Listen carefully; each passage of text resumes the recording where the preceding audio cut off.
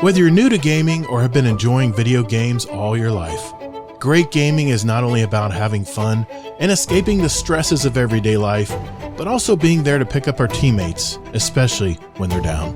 Guardian down. We're a Destiny 2 podcast that focuses on three things: promoting a positive gaming community, sharing news around the industry in Destiny 2, and discussing thought-provoking topics in the game. We're Guardian Downcast, your stories, your community, and your destiny.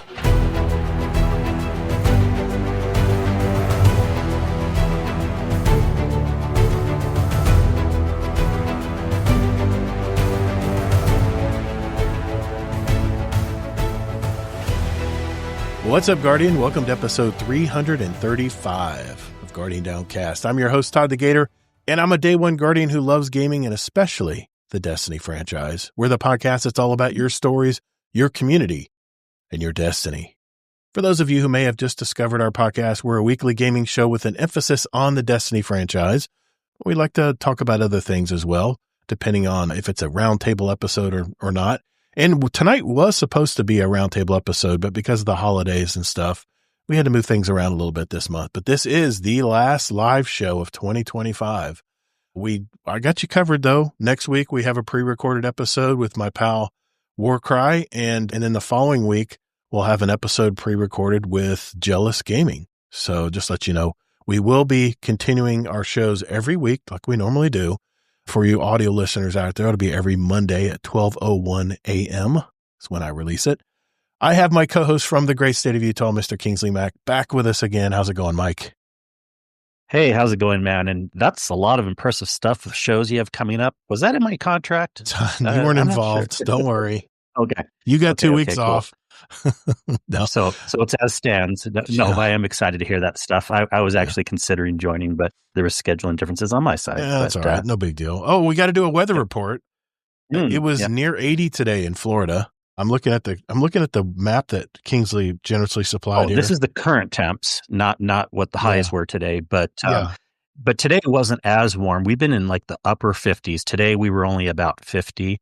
Oh. Still, though, that is not what it should be this time of year for Utah. If you look at that graph, you can see the purple and the yellow kind of comes down diagonally, and Utah is just covered in that before it gets super cold. Well, it is a cool, crisp 68 degrees right now in the Central Florida area. Weather brought to you by Guardian Downcast. Yeah, exactly. Deadpool, what's it in Cali right now? 52 right now in the Bay. 52. So I'm in the warmest? Really? All right, I'll take it. Well, as you just heard there, we have a special guest on tonight. He usually comes on our roundtable episodes, but he's been playing a lot of Renegades too, and wanted to talk with him tonight. He is Mr. Deadpool 1 Merc. How you doing, man? Doing good. Thank you for having me here. Yeah, man. Thanks for coming on again.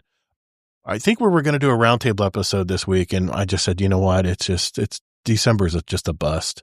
The holidays fell right on our live show nights, and it just really messed things up. So we'll have those starting next month in 2026. So we'll start those back up again. I know we get a lot of good feedback from those shows.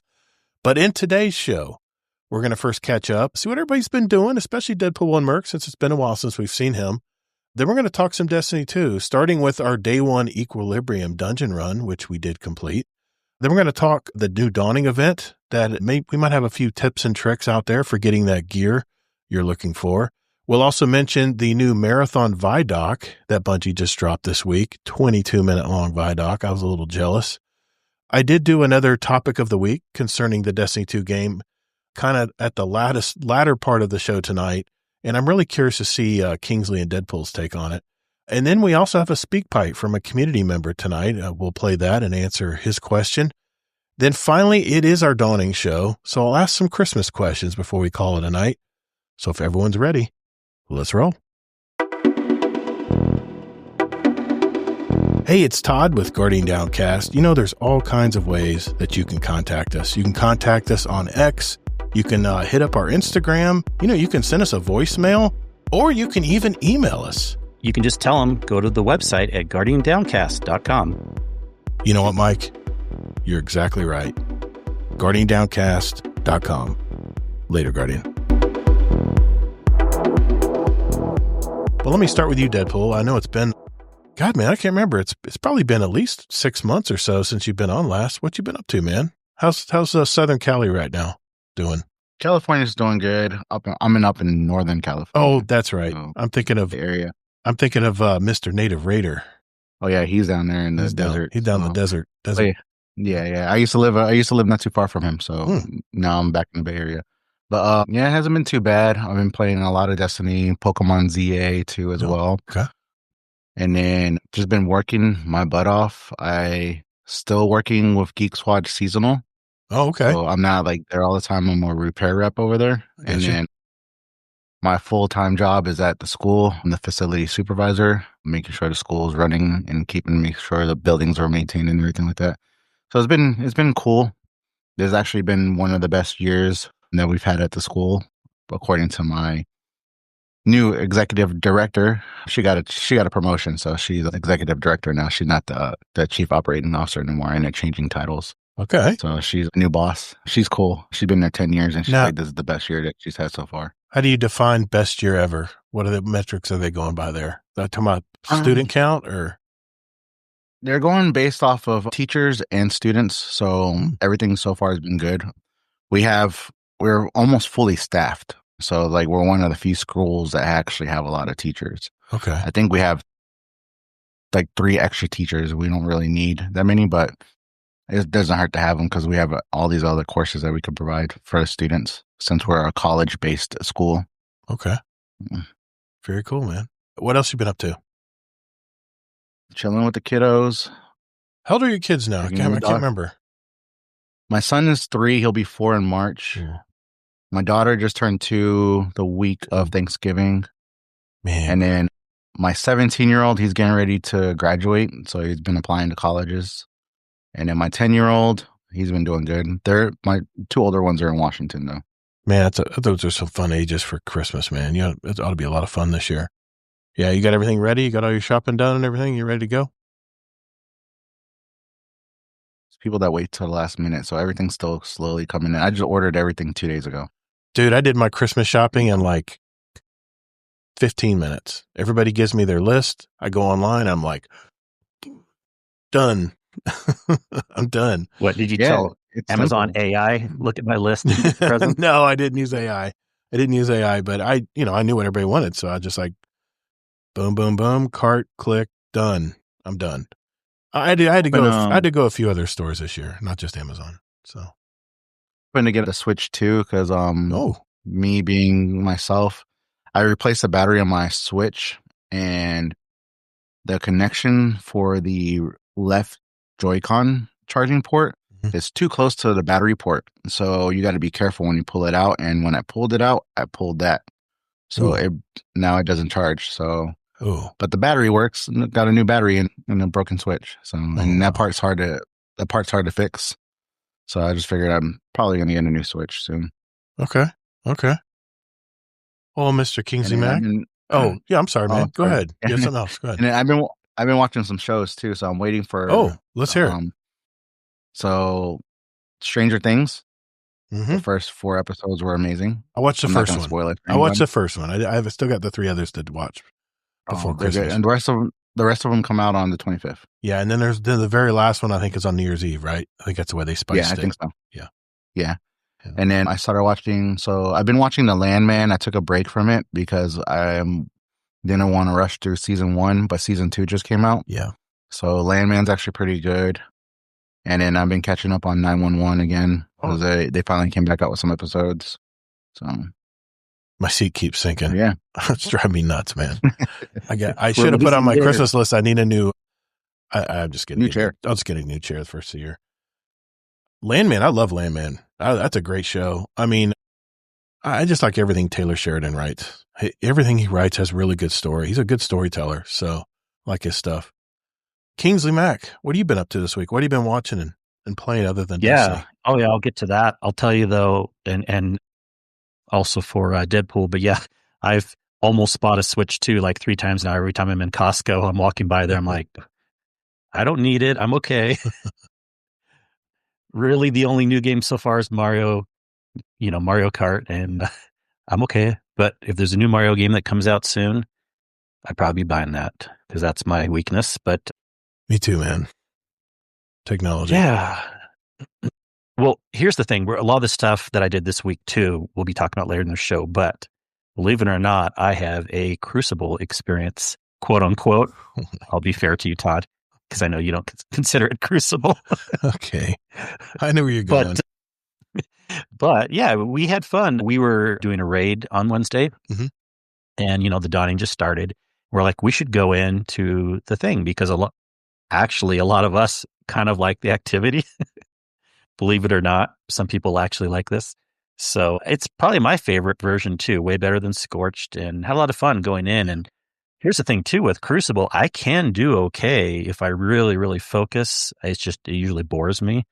But it was nice. I focused. I kind of got top chart a couple of rounds, and then I was like, okay, I'm tired. And then I just slowed down. Yeah. But I was like just having fun running around, like super focusing more than I even do like when I'm in a raid or something, because I'm kind of used to those things. So I can slack a little, but it was fun. I had fun in it.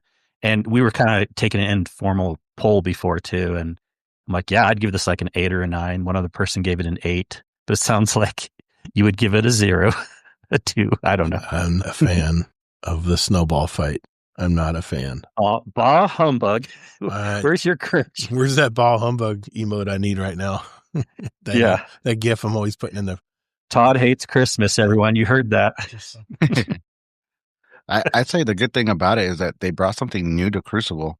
So everybody's been asking for something new. There's something new right there. Well, I mean, it is fun because, people used to just slow you down and just troll you at the tower, but now you can kill people and get a point for it. So it's not fair because the hunters have full mobility right now. That's they get full 10 mobility. So they're like jumping so high. And here I am with my floofy warlock. I'm thinking I'm outsmarting everybody by floating in the air. I got hunters going higher than me. I'm like, what the hell is this? And they just throw a snowball on your head and you're like, you're done. You never want to be a floofy warlock in Crucible. Even I admit that. But no, I would blink normally, but I had to do it to get through the Aunt Eva told me to go throw snowballs, so I went and threw snowballs. I'm like, I had my hands crossed. I was like, when's this over? Is it over yet? Usual bit. I'm like, yeah, you hit me again. Great, nice.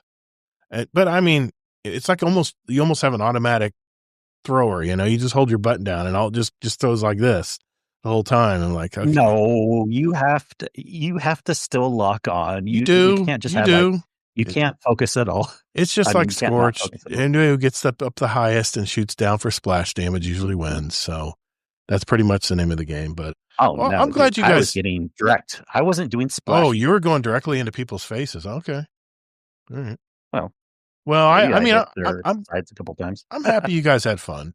I just did it because I had to get through to get the mission done. So I'll tell you though, we'll get into that. Matchmaking though was a bad experience, and it probably made sense because even we were all admitting like this probably isn't the most popular thing of the dawning. So that was one knock against it, and we did it like really late at night, and we were a 5-stack. Yeah. Well, we did the same team for like 3 matches. And we even waited a long time in between and had very long timers for getting the matchmaking. Aren't they supposed to eventually pair you up with solos and duos, or do they never wanted to with us? I don't know, man. I can't keep track of how they do matchmaking now. And it's been so long since I've played proper Crucible. I mean, they only had Iron Banner one time the whole last season, the whole 6 months. They had Iron Banner one time, and I loved it. I loved Iron Banner. That gear was fantastic, but now you can't get any more unless they're going to bring it along with the next Iron Banner. But I mean, I have no problem. I love those game types when it's just a bunch of friends trash talking each other and having fun. That's different. Which it was. When you when you go into matchmaking, it's like, all right, just chill, Coolio, and you can throw a snowball. We got it. Okay. You can jump higher than me. No problem. I'm like, anyway. Moral of the story, I might even switch to Hunter, but no, it was okay. Okay, we'll get off that topic so your blood pressure can come down. I'm drinking hibiscus tea right now, just so keep my blood pressure down. And then TV, there's probably not too much more to say, but we can discuss if you want, without spoilers, the latest episode of Pluribus, of course. I didn't watch it yet. You know why? Because I watched the first episode of Fallout. and it was pretty good. There's a new character now. Oh yeah. Yeah. It's a new character. Well, yeah, I'll Justin pass Theroux. it over to you then. I mean, other stuff I'll be talking well, about you later. I have 2 movie reviews, so it's apropos I do this. Oh, wait a minute. I got it on the wrong. Shit, Todd. I had everything set up. And I got it on the wrong output. Jeez Louise, man. Hold on. We'll do it right. We're going to do it proper. We're going to do it properly. There we go. I didn't even know Fallout Season 2 was out yet. All right, here we go.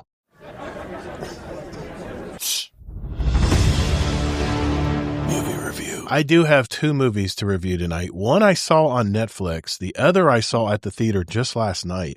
The first one I did see on Netflix. I don't know if you guys have seen the Knives Out movies. You know, I think it's the guy who made one of the Star Wars not trilogies, but one of the Star Wars. I haven't seen them all. Rian Johnson. He's made some. I'm trying to remember. I think he made one of the latest Star Wars, series on one of the streaming, and he did a good job with it. Might have been Mandalorian when he did, but anyway, he does these Knives Out movies. There's been, I think, 4 of them now at the theater. And this was actually the first one that Netflix actually bought and, exclusively released it this week. And it's called Wake Up Dead Man, a Knives Out mystery. Man, talk about action pack. I mean, talk about a pack. I mean, the cast is just loaded. You got Daniel Craig. He plays the main. Benoit Blanc, he's like this, not a detective, but he looks, I don't know. He's like a famous murder. He's like a famous murder investigator that always solves all these weird mysteries. So he, of course, is the main character. But I mean, look, you got Andrew Scott, Jeremy Renner, Thomas Hayden Church, Mila Kunis, Glenn Close, Kerry Washington, and Josh Brolin. The movie is actually about a young priest who's played by Josh O'Connor. He's assigned to a small church of this madman priest who's played beautifully by Josh Brolin. And he has these diehard followers of this little church. And this is, of course, a Catholic church. And this crazy priest is murdered and the mystery begins. I mean, it's another one of Rian Johnson's fantastic murder mysteries. And all I have to say is it was pretty entertaining, and the ending was not what I expected, which he always stumps me every time.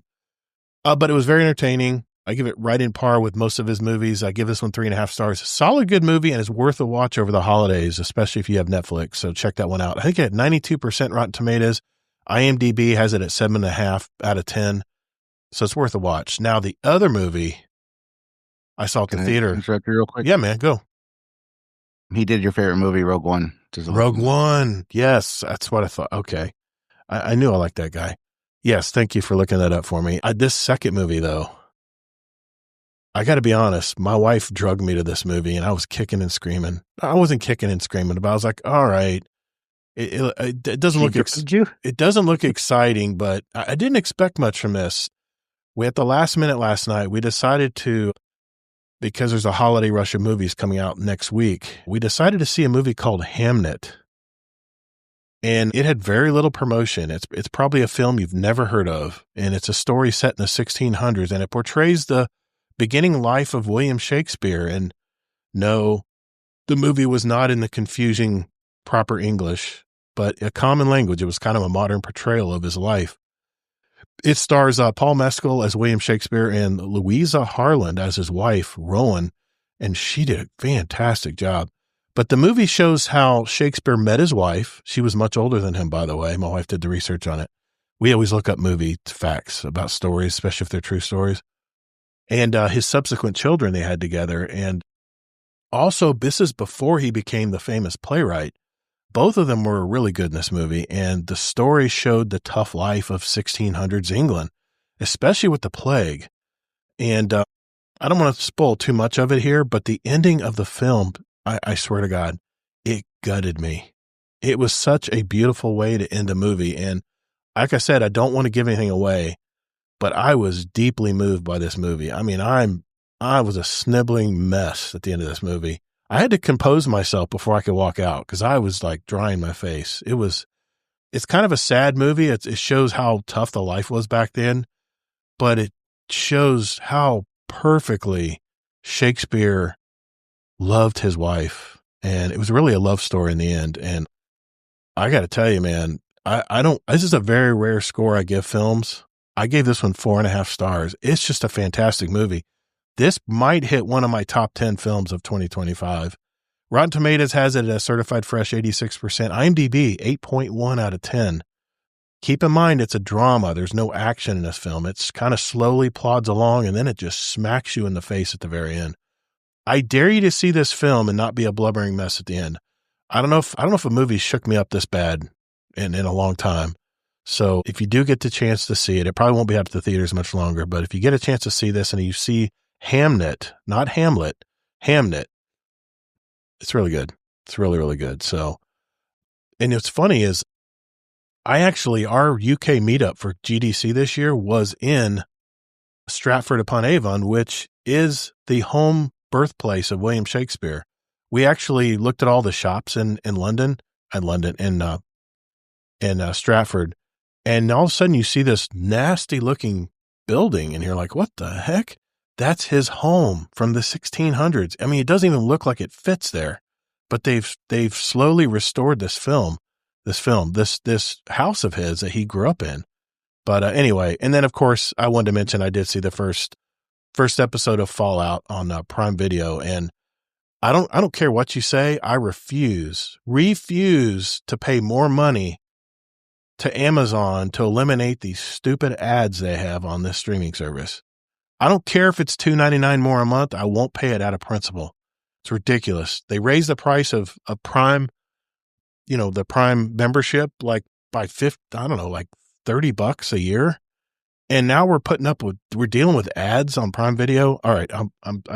I'll get off my pulpit, but it's just ridiculous that you're paying for a streaming service and you still have to watch freaking ads. And there were mid-rolls, a couple mid-rolls throughout Fallout. It was only a 43-minute show.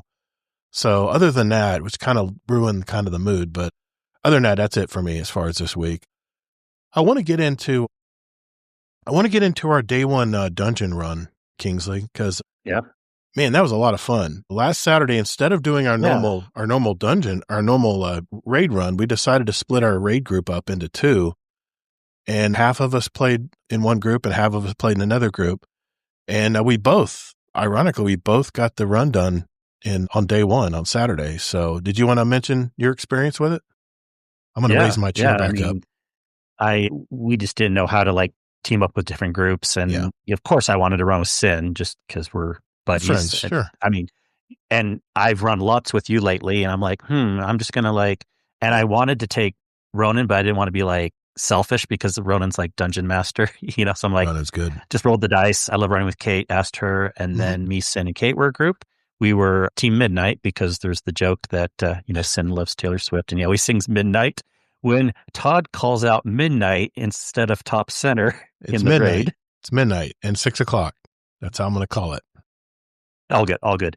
But anyways, and then you guys were, what was your team name? I don't even Red know. Todds or? I think it was the two Todds. Yeah, the two Todds because Zombie Pops. I think it was the Todd. Red Todds because Ronan and Red Lion. Yeah, Red Todds. There we go. That was it. Yeah. Mm-hmm. And what's funny is we would jump in and we'd be in two separate voice chats and we'd jump in each other's chat and go, how far are you? And we were we lagged a little bit behind you, but we weren't that far behind. And then I think you guys, once you finished it, you joined my live stream and watched us finish it out. Yeah, it was really fun. Yeah. So we had, we weren't super being all sweaty about it, but we did have a little gentleman wager on who would win. And luckily I did. I wasn't even expecting that again because, me and Sin aren't as much of dungeoners, but I think Kate actually chirped at us a lot. Nice. She's good. Yeah. Yeah. Oh yeah. Amazing. But we had a lot of fun and this dungeon is fun. And I just want to give a couple impressions and we do need to talk about the loot and people that know me are like, what? Kingsley's talking about loot? Yeah. There's some good loot. Yes. Yeah. Now this dungeon is one of the best dungeons. I can say this confidently, even though it's still new, but it's one of the best dungeons ever that they've made. Atmospherically, again, Venus has been beautiful. All the parts that they've redone for Destiny 2, way better than any other bringing back of any other thing, in my opinion. What they've done with Venus is just earth-shattering. The dungeon is a lot of fun without spoiling anything. We're just in a ship a lot.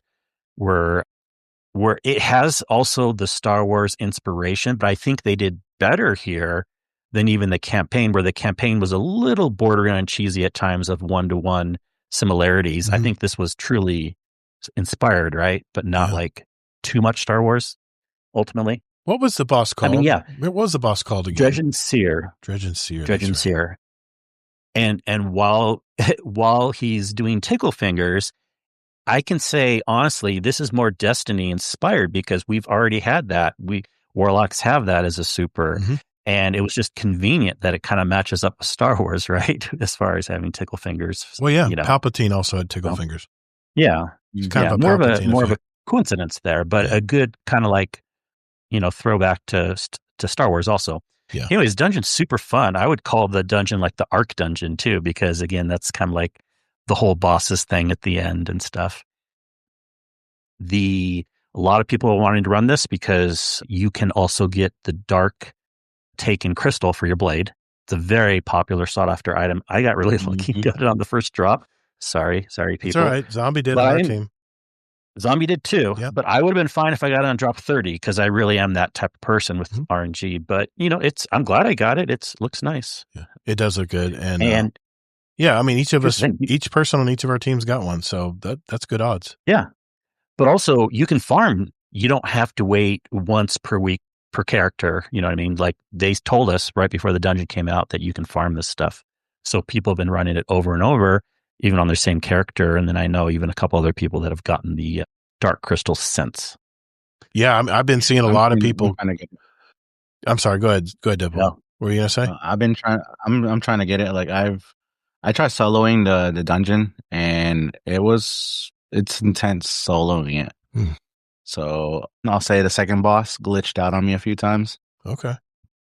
That was the only issue I had. So when you're trying to do the mechanics for the boss, I'm not trying to spoil anything, but the boss just like froze and was stationary in the center of the room, and I couldn't get him to go anywhere. I was like, what the heck?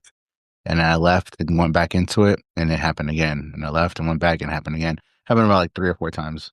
But other than that, I've been doing it with I did a run with my clan. We have to do the last boss. We ran out of time, but we're going to try to finish it tonight after the show. Okay. I'm trying to get that dark saber. Yeah, man. I want it. It's nice.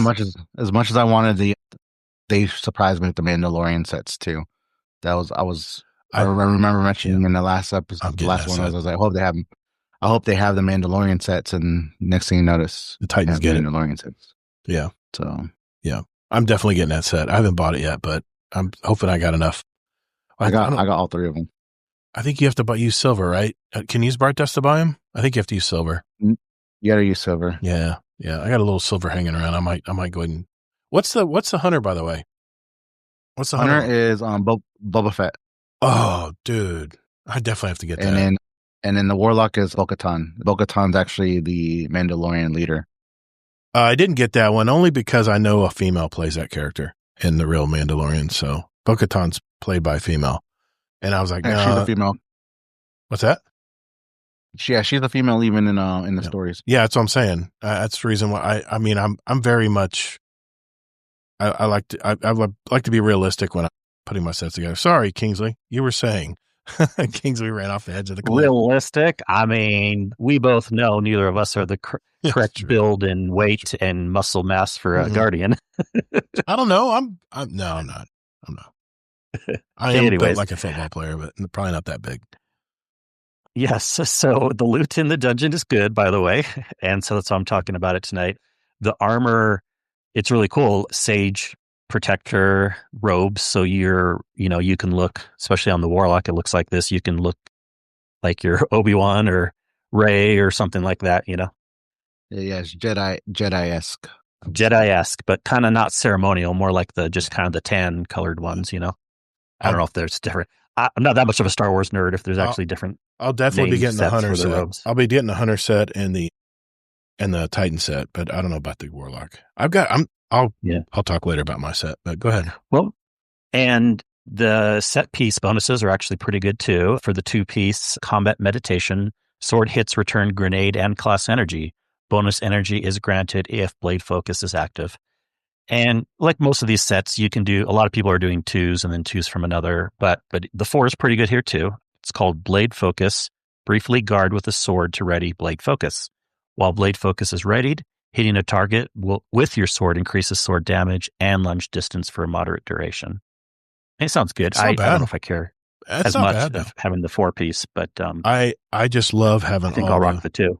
I just love having all the sets. I'm a big collector of armor. I like having all the set bonuses, and I make sure that I keep at least 2 pieces of each, so I can always have that first perk. If it's a really good one, then I'll make sure I have a full set. But yeah, now that I have space in my vault, so yeah. Yep. And then the weapons too. Believe it or not, there's lots of good stuff. I mean, funny enough, people want the dark crystal more than the exotic. I guess the exotic heirloom combat bow is just is what I'm hearing. Yeah, can't 100% certify that, but that's what I'm hearing.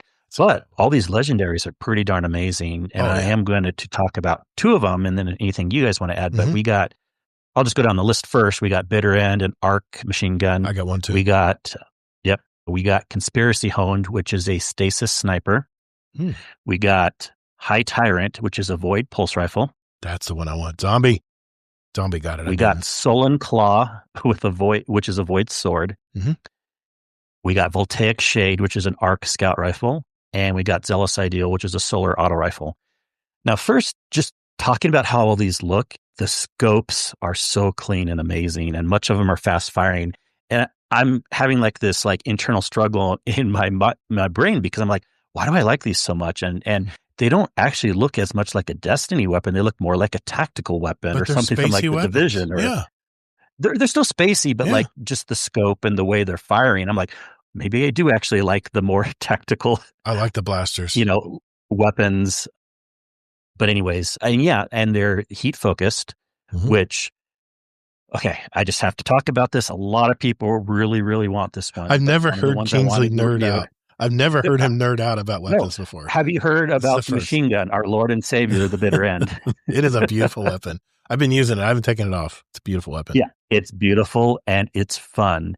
And I just wanted to kind of read a couple options here. Okay, so, eddy current is generally not a bad choice. It maxes out your vent speed. And also I got a masterwork vent speed. And then there's one other perk I got. I was reloading this faster than any machine gun in the game because if you max out the vent speed, it's not that long to reload. And so it pairs well with jolting feedback. Trickle charge and rolling storm is another fun combo. Great weapon overall. And then the other guy says, with enhanced trickle charge, you can fire every single shot of your reserves nonstop without venting from a Storm's Keep barricade. So if you're on Titan, you got sweet business. That's crazy, man. Crazy. Yeah, I had online. I have cooling baubles, which collecting an elemental pickup, Orb of Power, which I'm dropping tons of those, reduces slightly more heat. And then I've got that combined with Rolling Storm. Like I said, Final Blows grant bolt charge. And I'm amplified all the time because of my prismatic build I already have with my Warlock. So yeah, that's a good pairing. It's a good pairing. And I do have delicate tuning too I could put with it. And mine comes with killing tally. So I have 4 really good rolls. So yeah. And then real quick, I just also wanted to mention Voltaic Shade. Again, like the arc weapons are off the chart in this dungeon. And this is an arc scout rifle that is very, very nice. Check this out. They should have called, this is a review, they should have called it Joltaic Shade. It comes with jolting feedback in the 3rd column, which is already crazy. And then jolting feedback plus volt shot is insane. Oh my God. And then he kind of jokes around. He's like, but if that jolts you too much, you could opt for jolting feedback and Bignoria, which is a more functional combo. But I want that. I want that weapon. Oh my gosh. I want it with the jolting feedback and volt shot. And it's really good. I feel like even just kind of on its base. So not bad. I got tier 4 weapons. I'm getting tier 5 with everything else pretty much, but I got tier 4 in the dungeon because I guess that's when you can go buy that thing, right? Where it'll raise all your drops to up 1 tier. Does that count for dungeon too? I've got a fair amount of tier 5 drops though. Okay. You didn't get any tier 5 from the dungeon? I know it's going to be more random. But my bitter end was tier 4. Let me think. What else did I get? I got the... No, I didn't. I'd say maybe not more than a third, but a fair amount of my drops I feel like were tier 5s. I did not. I got all armor, and the only weapon I got was the bitter end, I think. I don't remember getting anything else. I got a lot of armor. Man, you got to run the dungeon some more. It's so good. I do. And the weapons are good, and everyone's excited about running it right now. Yeah, that's great. And didn't you think, I mean, correct me if I'm wrong, but there's 3 encounters, correct? Or was it 4? Is there 3 or 3? 3. The first 2 encounters I thought were pretty easy to figure out. I think we took about 2.5 hours to figure out the whole dungeon day 1. Yeah. And you guys are probably a little bit under that. I think you guys figured it out a little bit sooner. We were right at about 2 hours. Yeah. Mm-hmm. So, I mean, the first 2 encounters were really not that hard at all. I mean, easy to figure out. Ronan, of course, was leading the way. So he was able to, we were problem solving together. We're like, okay, so that didn't work. So let's try this and see what happens. And eventually we'd figure it out. But the last one is the one that kind of hung us up a little bit. And once you get those tickle fingers on you, man, it's like, okay, be ready to pick me up because I'm not going to survive this. And I didn't know that there's a way you can stop them. Yeah, I know. And tip, pretty much everyone does or should know now. So I don't want to call this a spoiler, but like we were going kind of as a semi-race and neither team figured out ahead of time that you can shoot his hands to stop the tickle fingers on you. And you need to do that so you're not dying. Yeah. I didn't even think about doing that. What I tried doing is I figured if I have him shock something around the map that would activate something is what I was trying to do. We tried so many things. Yeah. Nothing worked. Yeah. It's like once he got a hold of you, it's like he laughed and you were dead. Great boss. I'll make sure to let my team know when we go through it because we're at the last boss right now. Sorry about the spoiler. No, I think it's a good tip because everyone's kind of frustrated with that part of it. So, but it was a lot of fun. I did ad control. I made sure I killed all the stuff in the middle while zombie pops. And Ronan would go and kill all the, I don't want to give away the mechanic, I guess, in case people are still trying to figure it out. But there's a mechanic where you have to eliminate these orbs in the middle of this that are inset on this concrete pillar in the middle. And you have a light and dark side. So there's 2 different ways to kill it, to do it. So anyway, it was a lot of fun. But the final boss was just insane. I mean, it lived up to... Yeah. And by the way, too, and I'll talk more about builds later, but I noticed this in the raid, depending on the boss, if you can get close range and if it's a long enough DPS phase, well, guess what? Go figure. It makes sense that Bungie buffed this, but tickle fingers on the Warlock, especially if you have Storm Dancer's Brace, is pretty much the top DPS in the game. Okay. So it is insane. Yeah. Scarlet Matty had a question here. He goes, first time ever human boss in Destiny, but my question is, where is the Dredgen's ghost? You get right on that and let us know your theory. We're not as good with lore, but we have a lore question tonight, by the way. Just let you know. No, I have no clue. I haven't read any lore on this new Dredgen. So I have no idea either. It's just like the same thing with Drifter.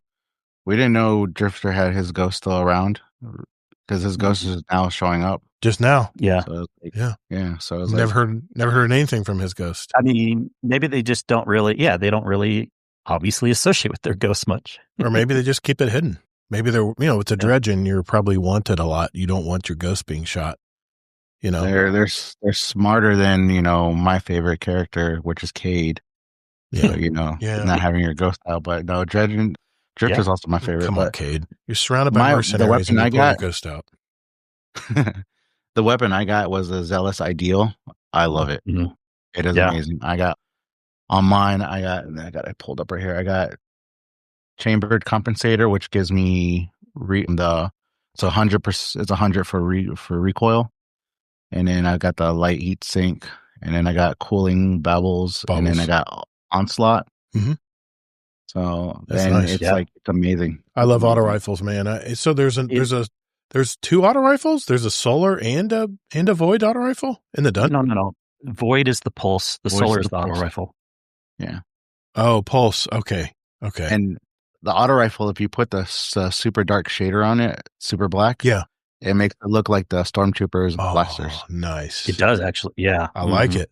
Hell yeah. The auto rifle's really good too. Probably all the weapons are pretty good. I just didn't have. Let me get this right. They're all energy weapons? Even the scout rifle? You said it was arc, right? Yeah. Wow. That's a first. There's no kinetic weapon, huh? Okay. Huh? I can't think of it. Yeah, let me see the chart here. Is there any kinetics? I mean, no. Arc, stasis, void, arc, solar.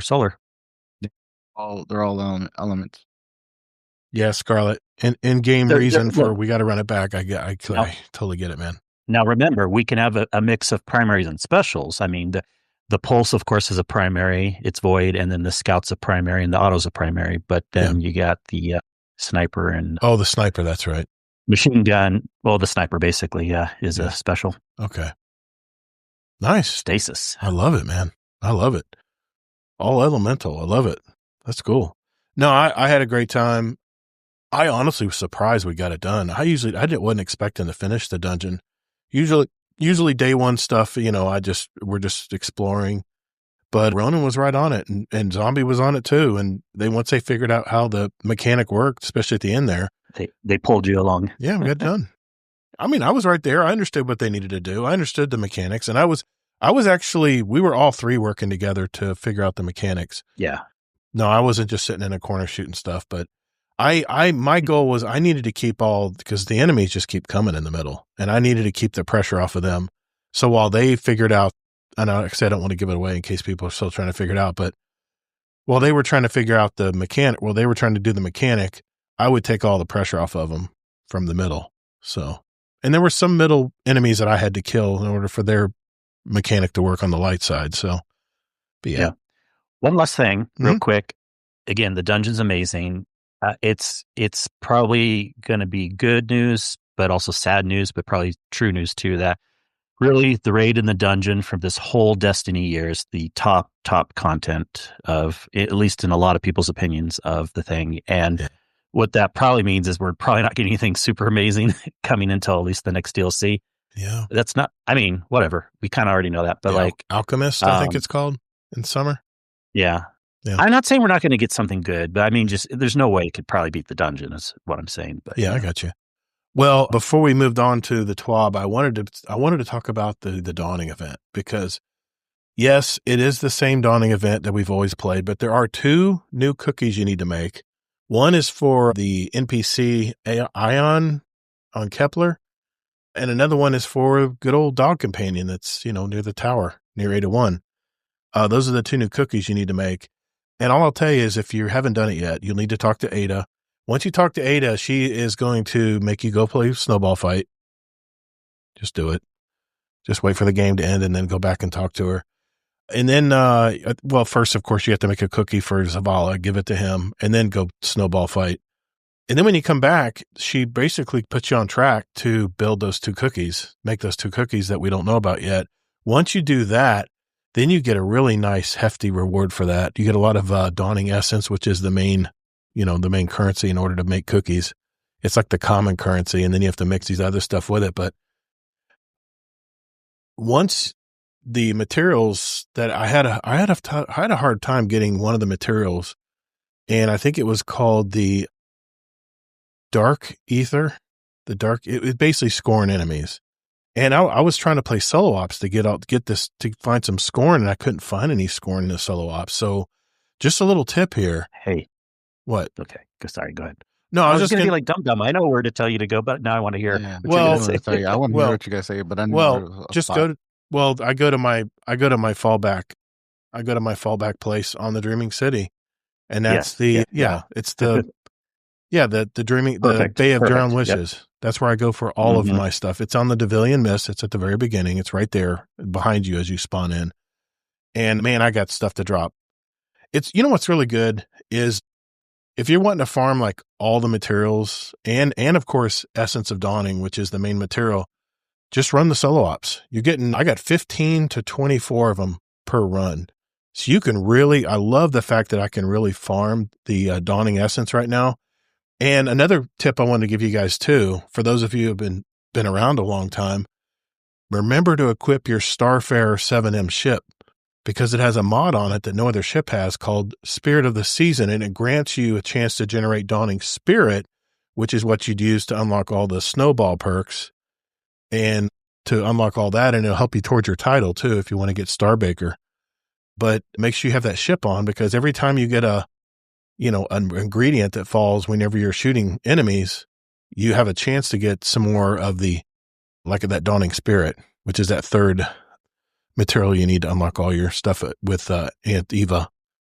But no, go ahead. Not only that, if you do the dungeon, every run in the dungeon, you get a lot of the essence. So it's you good get to know. I think I got 60 to 80 of the essence just by doing the first encounter. First encounter, and nice. You can spam the first encounter because of the easy and dungeon, and you get a lot of the essence. Dark Ether Cane, that was the name. That's where you got to kill Scorn enemies. That was the one because you need that for the little what's the little dog's name? I can't remember. In order to get the doggy, the cookie for the dog. Dog's name is Archie. Archie, yes. If you want to get the cookie for Archie, you got to have a Dark Ether Cane. And I tell you what, I just played a couple rounds of Bay of Drowned Wishes, and I had all I needed. I just baked a bunch of cookies for Archie and just cashed in all the stuff you get from it. I tell you, I love Dawning because you can farm all kinds of stuff, whether it's high end regular materials and the weapons aren't bad. But I tell you what, I am loving the new Dawning armor. I have my Warlock decked out solid black with a super black shader, and I've got that wolf head, and the eyes are glowing out of it. It just looks badass. And I've got I'm using my prismatic build with my buddies. I'm using my buddy build, which I'm just loving that right now. It's still so strong. But I'm using the Getaway Artist, but I'm using because you can use all the different kinds of ornaments now. There's one called Beast Whisperer, which is one of the ornaments for Claws of Ahamkara. And it has claws and little veins coming out of it. It blends in perfectly with the Dawning gear. So I'll be streaming the dungeon this weekend. I'll have it on. The wolf head too. It looks so good. I mean, those are really the only two I get so bored with Dawning, but the Crucible thing and the Eververse set are like standouts for me. Snowball. Okay. All right. You're so easy to entertain. I love it. Snowball fight. I'm like, oh, this is boring. All right, whatever. No, I'm not going to want to do that more than probably 6 times total, but for a Crucible, for goofing off. Like it's fun for goofing off. But yeah, the ornament sets are just fantastic for the Dawning event this year. I've already got the linear fusion rifle. I've already got a good roll from last year's, but they do have what are the other 2 weapons they have? I'm sure I've gotten them. There's a grenade launcher, I believe, a wave frame grenade launcher you can get. I've already gotten plenty of those, and it's called the Permafrost. And I've got one it's actually a pretty neat roll. It has Rhyme Stealer Enhanced and Crystalline Corpse Bloom, which rapid final blows with a spawn. Rapid final blows spawn a larger stasis crystal near the victim's location. So if you have a crystal build where you're destroying crystals and you're getting all kinds of frost armor, I've got that build on my Titan. Man, that's a great weapon to have for it. And it's wave frame, so you're going to kill many enemies every time you shoot the dang thing. So that's a great roll. So the Permafrost. I don't know what the last one is. There's one more weapon. I can't remember what it is, though. Sidearm. There's a sidearm. Sidearm. That's it. Thimble Winter Stitch. Yes, I've got one. 3 times fast. I do have one. I'm just trying to remember where I put it.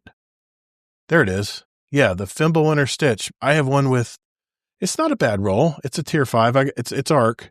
I've got one with Rolling Storm and Supercharged Magazine. When amplified, ammo is gradually transferred from reserves to the magazine.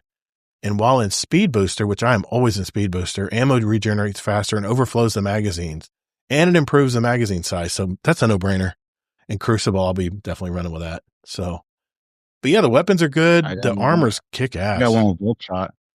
Perfect. It comes with Volt Shot on it too. So that's. Did you guys hear there's a secret weapon too? Secret weapon?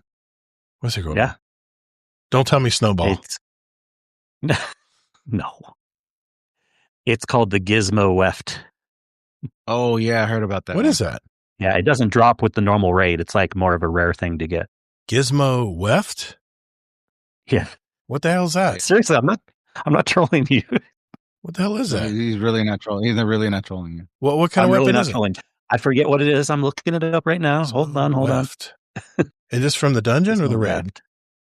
No, from the Dawning. The Dawning, okay. Gizmo Weft. Is it a bow? Sorry, I should have had it ready. It's also a grenade launcher. Oh, it's a grenade launcher. Thanks, Zombie. Yeah. Zombie's fast. Strand. Okay. Yeah. Strand. Okay. I haven't gotten that to drop yet. So I just, it's micro missile. So it's actually going to be really good, supposedly. So yeah. It's going to be just like Mountaintop. You'll love it. You'll love using that. And it's strand. So if you have a strand build, like my prismatic, it'll only help you. I might actually, go for the sum. Yeah. I tell you what, if you're doing, if you're just running lost sectors to get your different races, to kill your different enemy types, to get all your materials, and you're stacking up your Vanguard orders, generating bright dust and XP. I mean, you can have a fun little solo outing there, just collecting stuff, but it's so easy to farm this year. So I'm definitely going to be jumping on that while my Christmas break, stacking up all that stuff and trying to get what I can. I don't know if I really care about getting the Starbaker, the title, whatever, prestiged or whatever. I don't really care about that. But titles quit meaning much to me a long time ago. But I'm loving that armor, though. That armor is just killer. I might keep that armor on well after the Christmas holiday because it just looks so damn good. So, but that's all I had. Anything else? Am I forgetting anything, guys? Anything else I need to mention about the dungeon or the dawning event? No, I don't have anything else.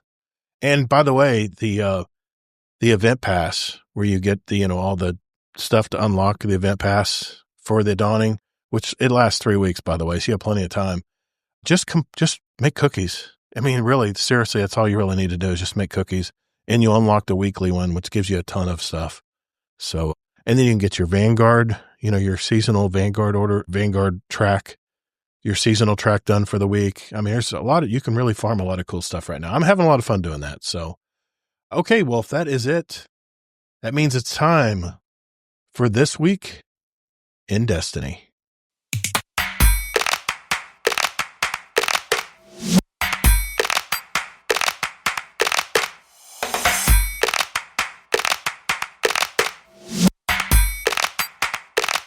Hey, Elmer Fudd Games here, and you're listening to Guardian Downcast. If you're listening to any other show right now, I will break into your house and destroy your kneecaps. I will twist off the headboard of your bed so when you go to stretch in the morning, you fall between the crevice. Guess what? Dog hair and old socks. Disgusting. No one wants that, but we want you to listen to this podcast. How's that? Was that good? I like it.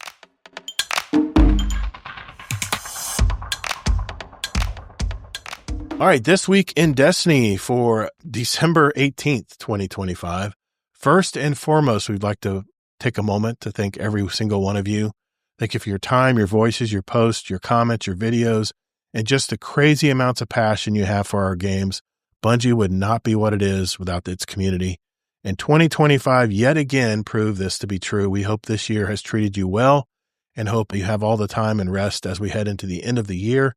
The last 2 weeks of Renegades have been a blast, seeing stories of which Praxic Blade Color Guardians started with, or which blaster has been their favorite tier to master so far in the Lawless Frontier has been a thrill for us.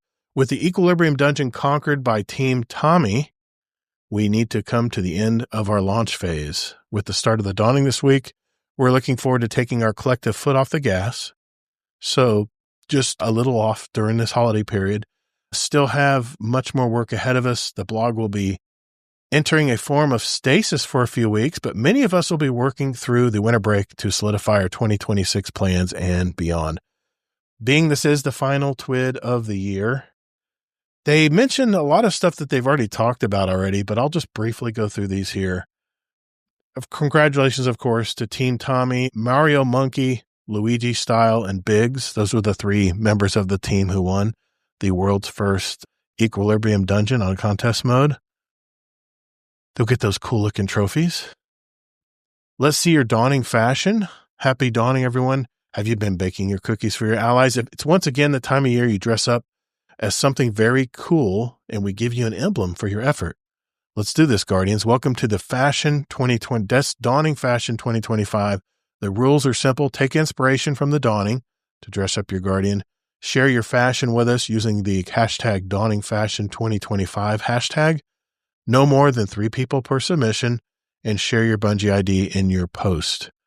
Since this activation will be taking place during the holiday break, we will have all of our picks in the January 8th TWID. You have until then to work on your fashion reward as we're giving away the Felus Galaxius emblem. It's okay. It's a fashion emblem, right? And some Dawning creations, but fashion not enough for us. The same way we'll be baking cookies in Destiny 2. How about you cook something for Lodi in real life too? He's hungry without an in-game cookie. Cookies, snaps, shortbread, tarts, snickerdoodles, whatever you feel like that adds some sweetness to life. The rules for this one are very simple. Bake us some cookies or a dessert inspired by the Dawning. Take a picture of it and share it with us on social media using hashtag DawningCreation 2025 hashtag. No more than 3 people per submission, and share your Bungie ID as well. And similar to the fashion application activation, you will have until our next TWID on January 8th to work on it. Be careful and don't hurt yourself while baking. We also have an emblem to give away for this category as well. That one looks a little bit neater. It's not crazy, but Twitch drops are back. There's a chance to get more emblems. If you watch any Destiny 2 stream on Twitch for 30 minutes, you can unlock the Moment Forever emblem. That one actually looks pretty cool. Not too bad. And then, of course, you can subscribe or gift a sub to the opted-in Destiny 2 streamer and receive the Awake at Night emblem. That is a cool emblem. I like that one. It's not a bad emblem. Kind of Christmassy. Oath of the Renegades wrap up today. It's funny about this Oath of the Renegades thing is they didn't really talk much about it other than last week's TWID, but I want to give a shout out to JD Kent. He is on Team Scarrow, and he has moved up to number 7 on his fire team. So shout out to JD Kent, one representing our Guardian Downcast clan, is killing it out there. So thank you, JD Kent. Congrats, man. Keep killing it out there. You've still got time to support them in one last hurrah. Check out the Oath of Renegades site to pledge to a content creator and help their syndicate earn points. Points can be earned for a 2-hour duration between December 18th at 9 p.m. until December 19th at 9 a.m., starting the timer and set the type site and complete a task on your My Task page. So as you're hearing this on Monday, it'll already be past My Task, yeah. So, yeah, I like the emblem though, man. Did you see this emblem? It's pretty nice. Yeah. I like that. That's really nice. I guess I'll get it. All 3 of the syndicates. Yeah, definitely shout out to JD Kent because just talking to the community in general, not too many people have been interested in this. No. It doesn't mean anything's wrong with it, but shout out to JD Kent and people that have been participating. He's one of our hardcore players, man.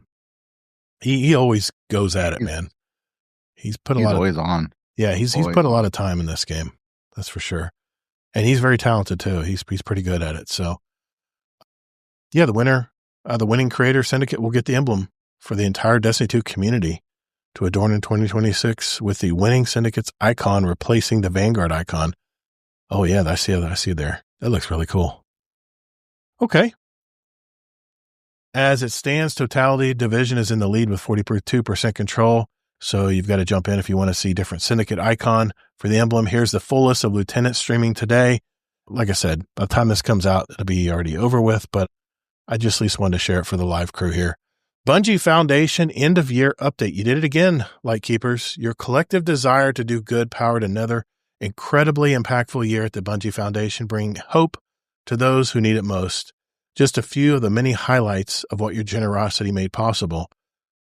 Number 1, you supported 23 Little Light partners across the world, providing entertainment, distraction, and joy to tens of thousands of kids facing their toughest days in children's hospitals and clinics. Number 2, fulfilled 47 Make-A-Wish requests, including building top-tier gaming PCs, shopping sprees, e-bikes, hot tub lifts for aquatic therapy, and electronic items like cameras and laptops to help Wish kids pursue their passions.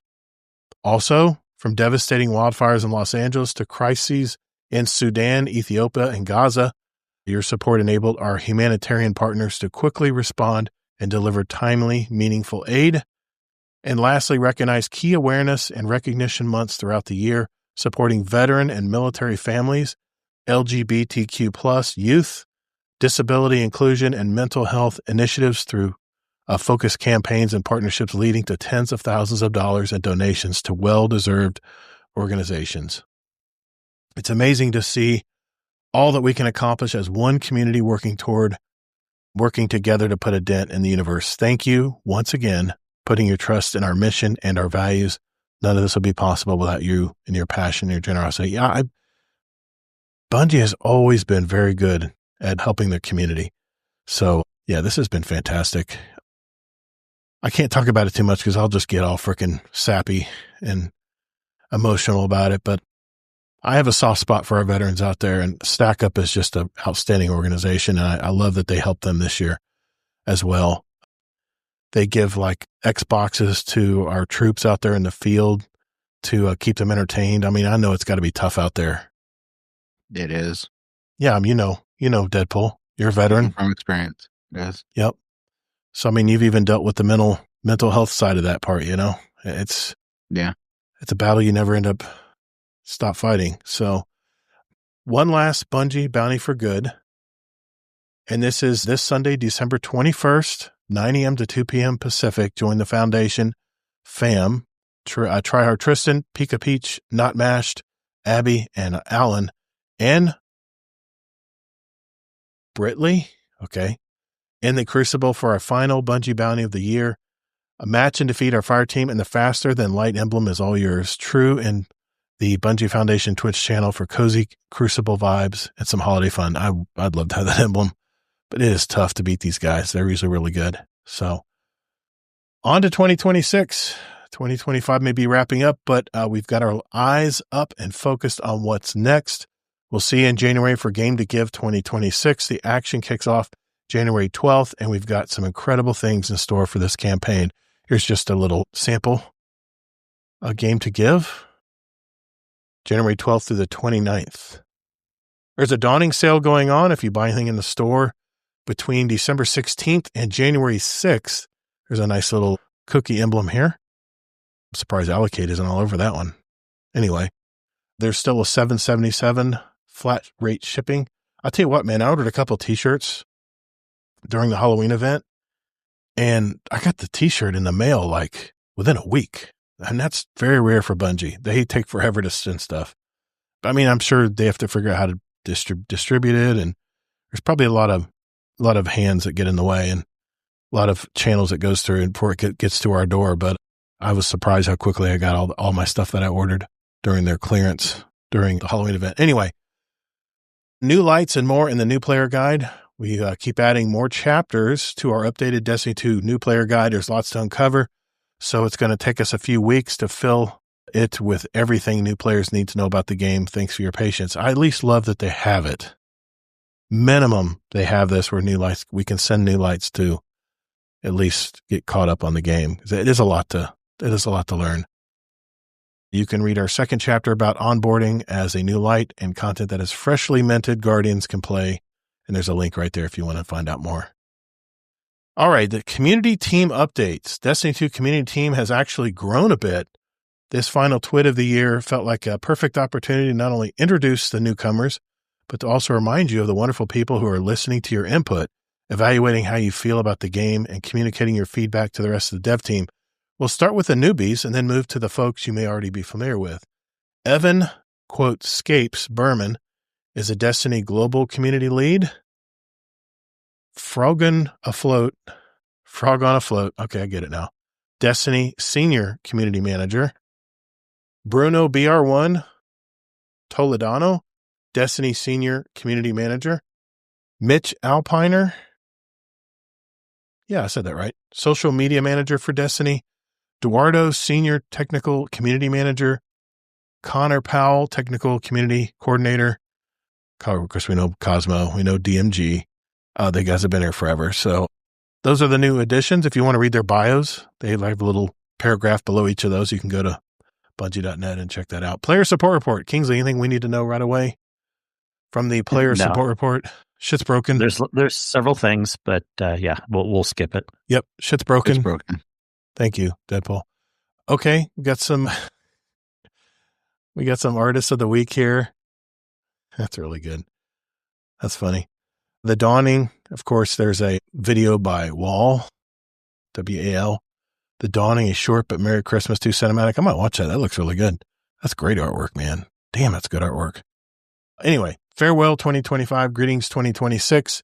What a year it's been. We've been through many changes with the launch of The Edge of Fate, and even more recently with Renegades, and we are incredibly excited to jump into next year.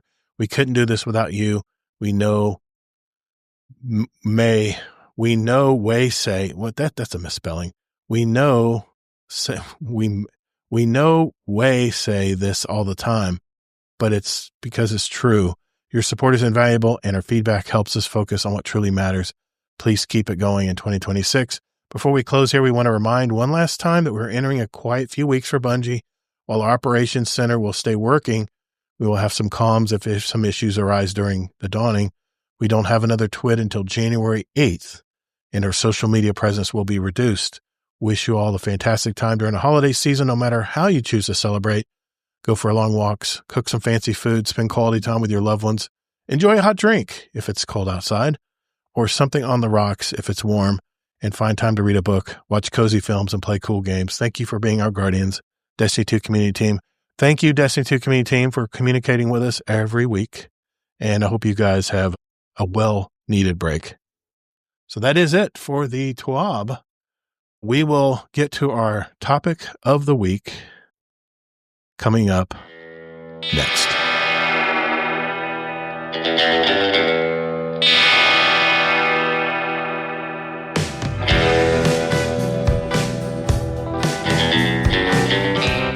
Hey, Maximo here, one of the other Todds. You're listening to the Guardian Downcast, home of the coolest Discord group on the frickin' planet. Word.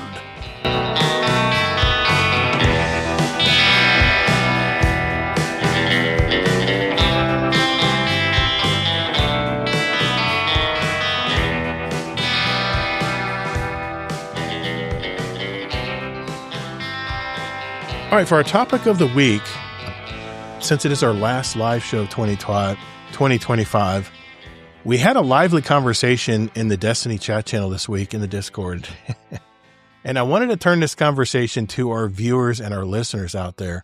So the question I asked for tonight, and I asked you guys for this week's topic, is if future content of Destiny 2, should Bungie make more content that is solo player friendly or more fireteam based activities? That is a question for our topic tonight. And we went back and forth in the Discord about this, and I'm probably going to die on this hill, but I'll just explain what happened this week with me. I've been slammed at work. So anytime I have to play, it's usually very late at night before I hit the hay. And I usually want to jump on and work towards something. I want to, like I got my exotic Vanguard order this week. So I unlocked my yellow crystal. Man, what a pain in the butt that was, by the way. I had to do a solo op without dying, and I had to get a ton of Praxic Blade kills without dying in an expert or higher solo ops. So of course I'm in the ultimate, I guess, level right now. So what I did is I scaled it down to expert while I still had some frickin' radar. And I jumped in there and I got cornered after like an hour and a half doing this. I got cornered and I ended up dying. I don't know why I didn't pull my long range weapon out, but I was so intent on getting Praxic Blade kills and my progress reset. So I was a little frustrated, but I finally said, you know what? I'm going into these solo ops. I'm going to knock it out. I'm going to kill everything with the Praxic Blade. I'm going to get it done. And then once I realized what I needed to do, I got it done within an hour, probably an hour. But that is what I love about Destiny, is the fact that I can jump on when nobody's really on, dive in and work towards something in the game that's going to help me down the road. And now I have the yellow crystal, but I still have to run the catalyst run to finish it so I can get it. But yeah, the Whisper mission with the Thrall, Kingsley talked about that last week, Scarlett, and I forgot all about that, but I just did it the hard way. And yeah, that's right. You get the kills and then you just go into a solo ops and get it done. I should have done it that way, but hard-headed, I guess, but here's the thing. I like you. The reason I think Solo Ops was a great addition to Destiny 2 and Edge of Fate, even though it was poorly executed, versus what they had promised us in those past Dev Insight articles. I had an entirely different idea of what I thought the portal system would look like versus what we actually got. I thought we'd be able to pull down a list of all the strikes, just jump in a strike solo, not have to worry about people zooming around you, killing everything in front of you so you couldn't get any of your bounties done or anything. When they talked about that months and months ago, I was so excited for that. But no, we know what we got. We know what we got in Solo Ops now. We got basically six maybe activities that we can run in solo. And of course, the new one they just dropped. I love that because I can go in there and get what I need to get done. The only bad thing I hate about it is they're forcing you in order, if you want high level gear, if you want to keep increasing your light, you have to jump into the ultimate mode. Like I'm at 520 right now. I'm at 517, almost 518 power. So I got a ways to go still, but I'm forced to play all the just Mac Daddy hard stuff when I do it.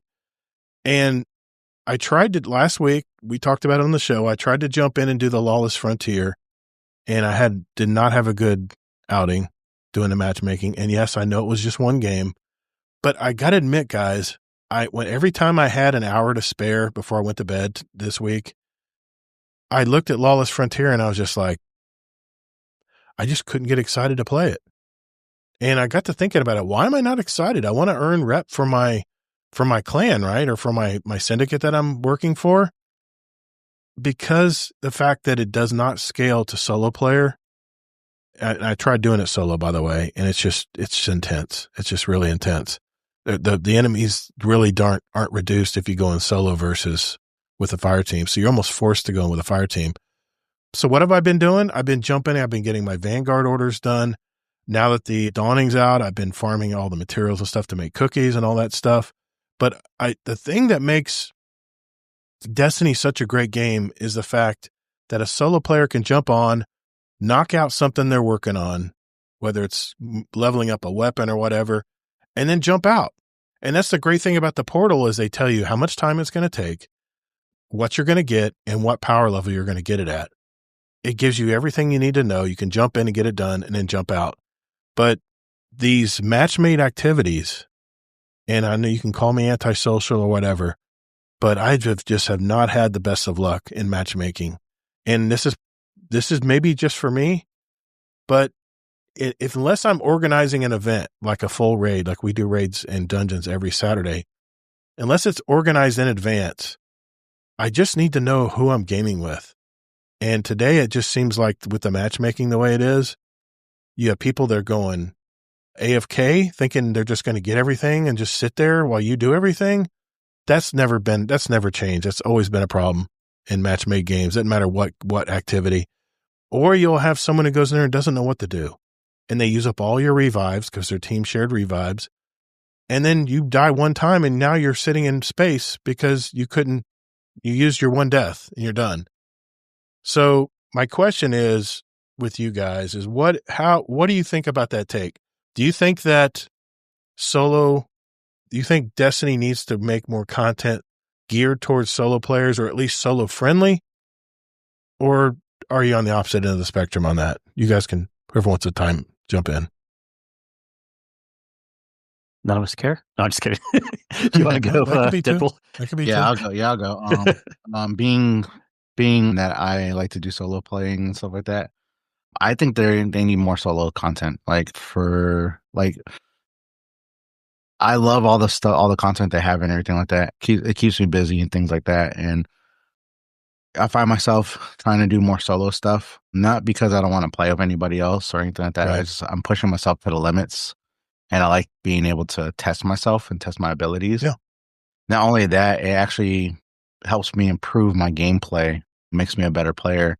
I play with my clan members all the time, and they always call me a god. They call me captain and stuff like that. I'm like, I'm just a regular guy, just playing the game, but they love the builds that I do. They love everything I do. And most of my builds are because I'm trying to do stuff solo and I'm trying to get things done and actually do accomplishments, because I used to just be a fire team based person. I always used to do fire team stuff. Right. And I never really like pushed myself. Well, within the last 2.5 to 3 years, I've been actually pushing myself to do a lot more solo content. And it's actually made me a better player. I go into PvP solo. I go into a lot of other things solo. So I think they need a little bit more solo content. I'm not saying a lot more, just a little bit more. But I also think that they need to keep a good balance of the fire team based stuff.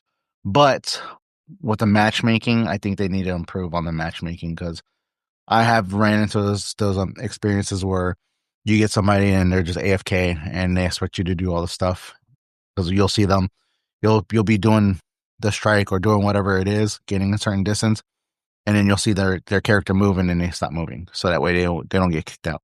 Right. So it's like there has to be something better.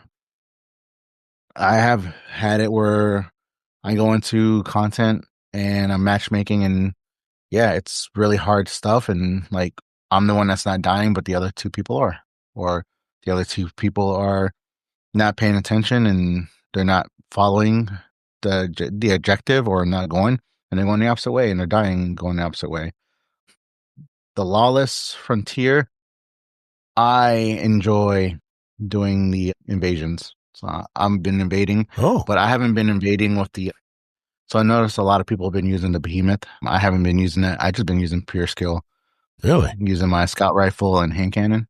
Nice. So that's what I've been doing. I love that you could get 1v1s in invasion, and the 1v1s are freaking awesome. I've actually gone solo flawless in a few of the 1v1s. So it was actually pretty cool. And it's amazing how much gear and loot you get. I haven't had no problems with leveling up because I've been 550 for a while. So, okay. Nice. Yeah, for me, it's a little bit different. I'm not on either side. I'm right in the middle. So yes, I want more solo content, but I also think that the fire team stuff should still be going. But they need to make improvements. There's some things that could be improved, but when they focus on one thing, something else lacks. Yeah. So I was like this whole with the new dawning PvP stuff, I feel like the matchmaking on that is not the best. Yeah. But if you go into like regular Crucible, it's a little bit better on regular Crucible, even though it's the player counts are low. I think that Bungie's they're gonna figure it out. They have to figure it out. It's gonna take them time to figure out all the stuff if they want to keep this game going. But I think it's just gonna take some time. All right. Now you're going to hear the other side of the spectrum now. Kingsley, what do you think? Yeah. Well, I mean, my answer, what you won't like, is I don't think they should go one way or the other. I think it's about perfect where it is right now. I don't think there should be more fire team stuff, but I also don't think it's interesting because when we talk about solo, of course, we're conflating so many ideas together here. I think it's kind of fair to separate solo people that like to try the harder stuff and then solo the people that don't, because that's a totally different experience. Mm-hmm. And when you talked about not having a lot of solo stuff, well, if you're tryhard solo, there actually is. You can do anything in the game except for raids. So that's tons of stuff. So I don't get it. But, okay. Now if we're talking about matchmaking and if it always works well, I think that's an interesting conversation to have for sure. Look, Destiny, you said what makes Destiny great. What makes Destiny great is like what they've had from day one. They had a good mix of stuff you can do before you matchmake. They have a good mix of strikes and matchmake things. They have a good mix of harder things that you don't want to matchmake. You want to set your own team with. And I think the mix is about perfect. In fact, what Destiny, lest anyone forget, they made a lot more things solo opt-in if you want. Once Edge of Fate came out, you could finally, at least in the portal, pick the strikes and the things like that if you wanted to do it solo. So if anything, they've added more recently. No, they didn't add new stuff. And again, I think new stuff is kind of like raids and dungeons should be teams for most people. Keep that how it is. Exotic missions is kind of that middle ground for most people. I know some people will solo dungeons also, and then all the way down. So I just don't really see what the issue is. Now, on the issue of fire team matchmaking, which I'm kind of in my mind kind of quarantining in the middle here, because I don't think the issues that matchmaking sometimes has isn't an issue that it's a non-solo activity. The issue is the stupid things they put in it. So like with the Lawless Frontier thing, and this would happen if you're solo also, that's my point.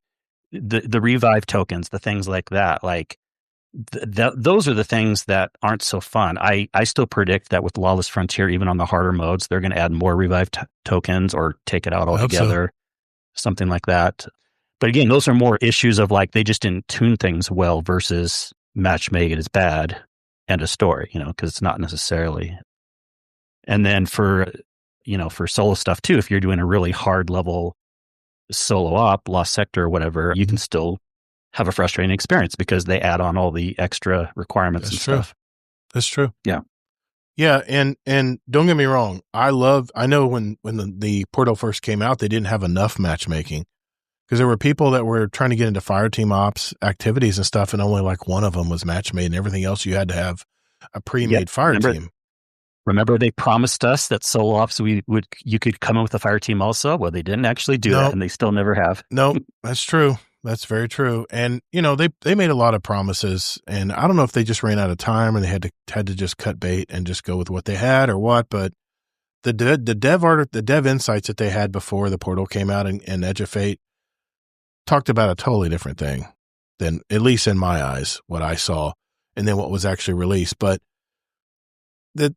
I don't mind matchmaking. It's just if they're going to have, like they have a firewalled version of the Lawless Frontier, that my only complaint is it's not a solo match. It's not designed for a solo player. It's designed. Well, unless you want to try hard. It's like a private. Yeah. And I got through 3/4 of it. And I mean, I had my buddy build on, I was mowing through, but the problem is the activity gets harder and harder as you go along. You get into phase 3, it just gets unbearable. You just can't. So my complaint, especially with the Lawless Frontier, and the reason I haven't played a lot of it is, one, I really just don't want to matchmake it. I want to just jump in there and knock it out. And if they had it where it was scalable to a solo player, then I would not be complaining right now. But there's a reason why I have very little rep generated with my Piker gang, because it's just too much trouble, man, to jump in and try to, and you're talking about an activity that lasts 15 minutes at least. We're talking maybe 30 minutes if it's one of the heavier duty activities. And then you have to be lifted out to complete the thing too. And I don't know if everyone makes that. In your matchmaking experience, does everybody make the extraction, Kingsley? No, of course not. And that goes again to like them using too many tokens. And that was an issue previously, not because of just the team matchmaking's bad. The thing is like this activity isn't really meant to be a solo thing. I don't know why they even added in this case, because I understand Portal stuff, why they do, but the ad density is so intense. There's so many areas. It gets harder and harder. Yeah. The first person that goes in the ship is supposed to shoot while the other people are coming in. Right. It's just not really meant to be a solo activity. And there's a precedence here. Like when we've had like the Blind Well in Forsaken, all sorts of activities through Destiny's Past, a lot of the DLC activities are group up activities. And generally people are okay with that. I mean, I don't know why, this has to be tuned on day one to be easy for a solo player when it's made to be like a party, tons of ads everywhere activity. See, here's the thing. They start you out with a campaign, which, by the way, 60% of the player base, I've done a little research online here with some figures.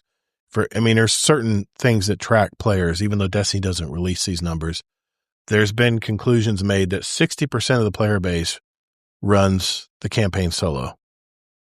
And here's the thing. I ran it solo on Legend, the Renegades campaign. Loved it. Then after I jumped out of the campaign, it was time to do all the syndicate stuff, which honestly, that's the part I was looking most forward to. It's just not made for one person. You have to go in with 2 other people to get these done. And I'm just saying, if they want more player engagement with this activity, they need to have it scalable and have a solo ops version of this. Not maybe solo ops. Did you never do strikes much back in the day? Like I never did strikes because the only way I would do strikes, Kingsley, because I had to get my strike bounties done, is I would set my clock in advance where nothing would matchmake with me, and finally it would just throw me in by myself. That's how I did Strike solo back in the day. And you had to kind of trick the system. Esoteric strat. Yeah, that's exactly. And that's usually tryhard people do that, but you were just doing it because of a different reason. I remember the days when I would do a Nightfall Strike. It was so much pride for me to slowly work my way from encounter to encounter in the Nightfalls, which were the hardest content in Destiny 1, and finally kill that boss after, I don't know how many phases, and finally get it done. It was such a moment of pride for me. It's one of the highlights of Destiny 1 was being able to solo all of those Nightfalls. It's just really hard to do these days. I mean, I know Esoteric and maybe even Soccer could probably get away with doing it, or some of our other hardcore players in our community, but they need to bring that feeling back, because I was having such a good time playing Renegades, and now I've hit this wall where I have to matchmake. And I know people are like, Jesus, Gator, we've been asking for matchmaking because, we don't have a pre-built fire team to bring in. I get that point. I do. But all they have to do is just have a solo version on the drop-down tab and let it scale to a solo player with not these crazy numbers. And then when you go into the fire team ops, it's only the top 3 activities are match made. Everything else is pre-made. Match-made. So they still haven't done great there. What about Pinnacle Ops? Is Pinnacle Ops match made now? None of them are. None of them? No, none of Pinnacle. You got to bring your own team. Same thing with the new the Grandmaster Vanguard alert, which is pretty much Nightfall. Mm-hmm. That is actually really tough, but it's actually you got to bring your own team for that too. I tried to do the Conquest. The new GMs. I tried to do the Conquest, and they had this one perk where if you just got splash damage on you, you would get injured and you couldn't do anything. You were like in this hunch mode, and then you would just have to give up and start over. You couldn't even revive yourself. It was this modifier that they put in there. I was like, this is ridiculous. Well, that's on a different topic of the bad modifiers and stuff. Yeah. Well, I think it was one of the Pinnacle Ops I was trying to do solo, but but it wasn't because it was a Pinnacle Op. They could have that bad modifier other places. The modifier was brutal. I was just like, if I have modifiers in there, I'm not even going to try to play it. But my point is that, but Destiny 2 is a hobbyist game. And what do people want to do with hobbies? They want to piddle. They want to jump on. They got half an hour.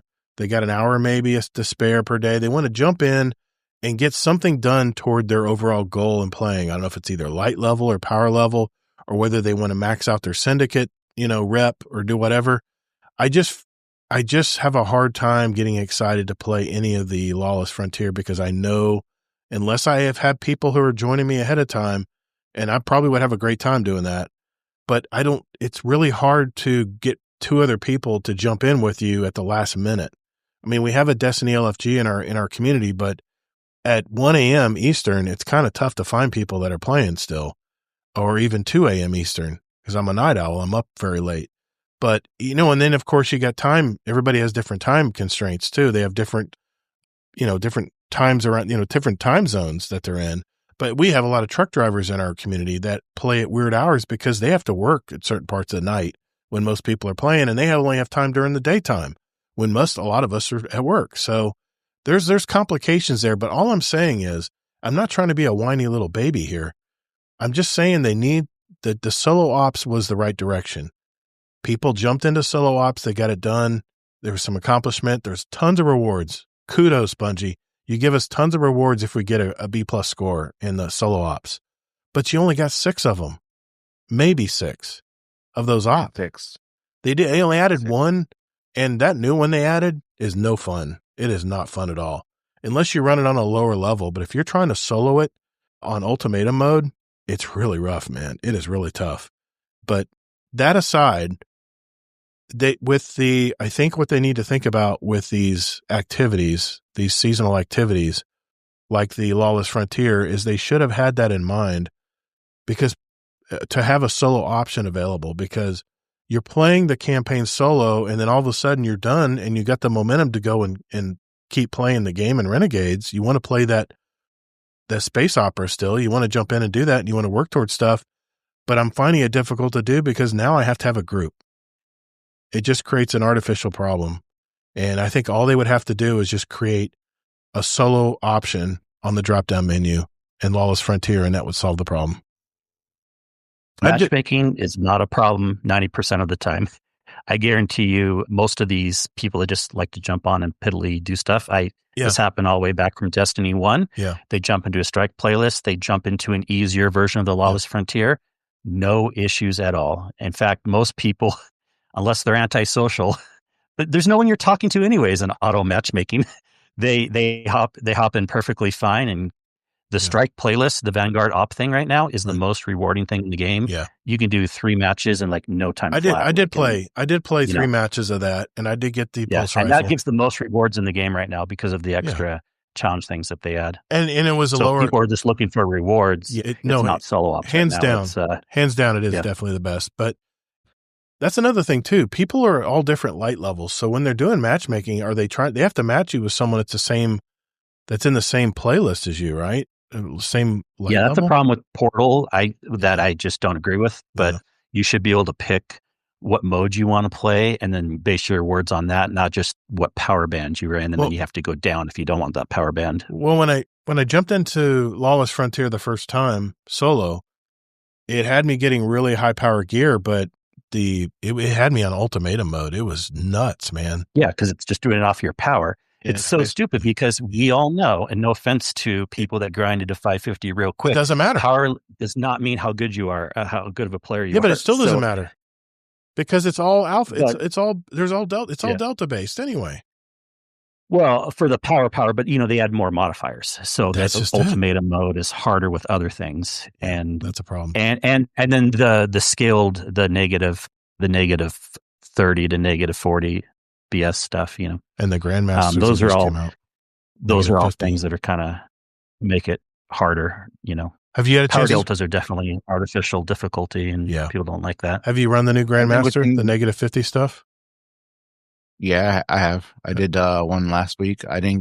We got all the way to the tank. We couldn't get to the last boss. And I think it's good to have an activity in there that's really tough, but they better sure as hell reward you when you do get it done.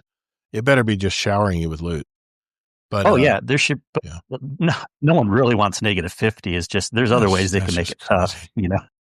Yeah, it's fun. It's fun. I'll tell you that right now. It's fun, but it is annoying in the Grandmaster Vanguard alert. Yeah, but it's fun. I have more fun. The bullet spongy tankiness. Most people don't think that's fun. I don't know.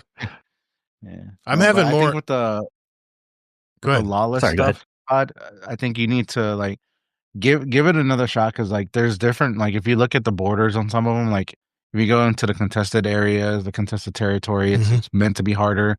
If you go with the ones that have the gold border around it, those are meant to be that's what I ran. Content. Yeah, they have ones that are but they have ones that are it's just a blue emblem on it. Oh, okay. It's not harder. It's just it helps you to get a better sense. So maybe I need to play around. I think a lot of people are actually a lot of the people that play this game are actually trying to get into the harder stuff, and they don't realize it's harder. There's other ones that are actually a little bit easier. Yeah. So whenever you're looking at the Lawless Frontier, you just gotta pay attention to it because the contested one, those are going to be really hard. Yeah, they're going to be hard. Okay. And then they got a Grandmaster too. So even matchmaking, if you want a better experience, you don't have to do a contested one or whatever. You're still gonna get the stuff done because regardless, it's going to be either the bounty hunting, the sabotage, or the smuggling one. Right. The only difference is it's going to be a little bit easier, not much easier, but it's going to be a little bit easier. Okay.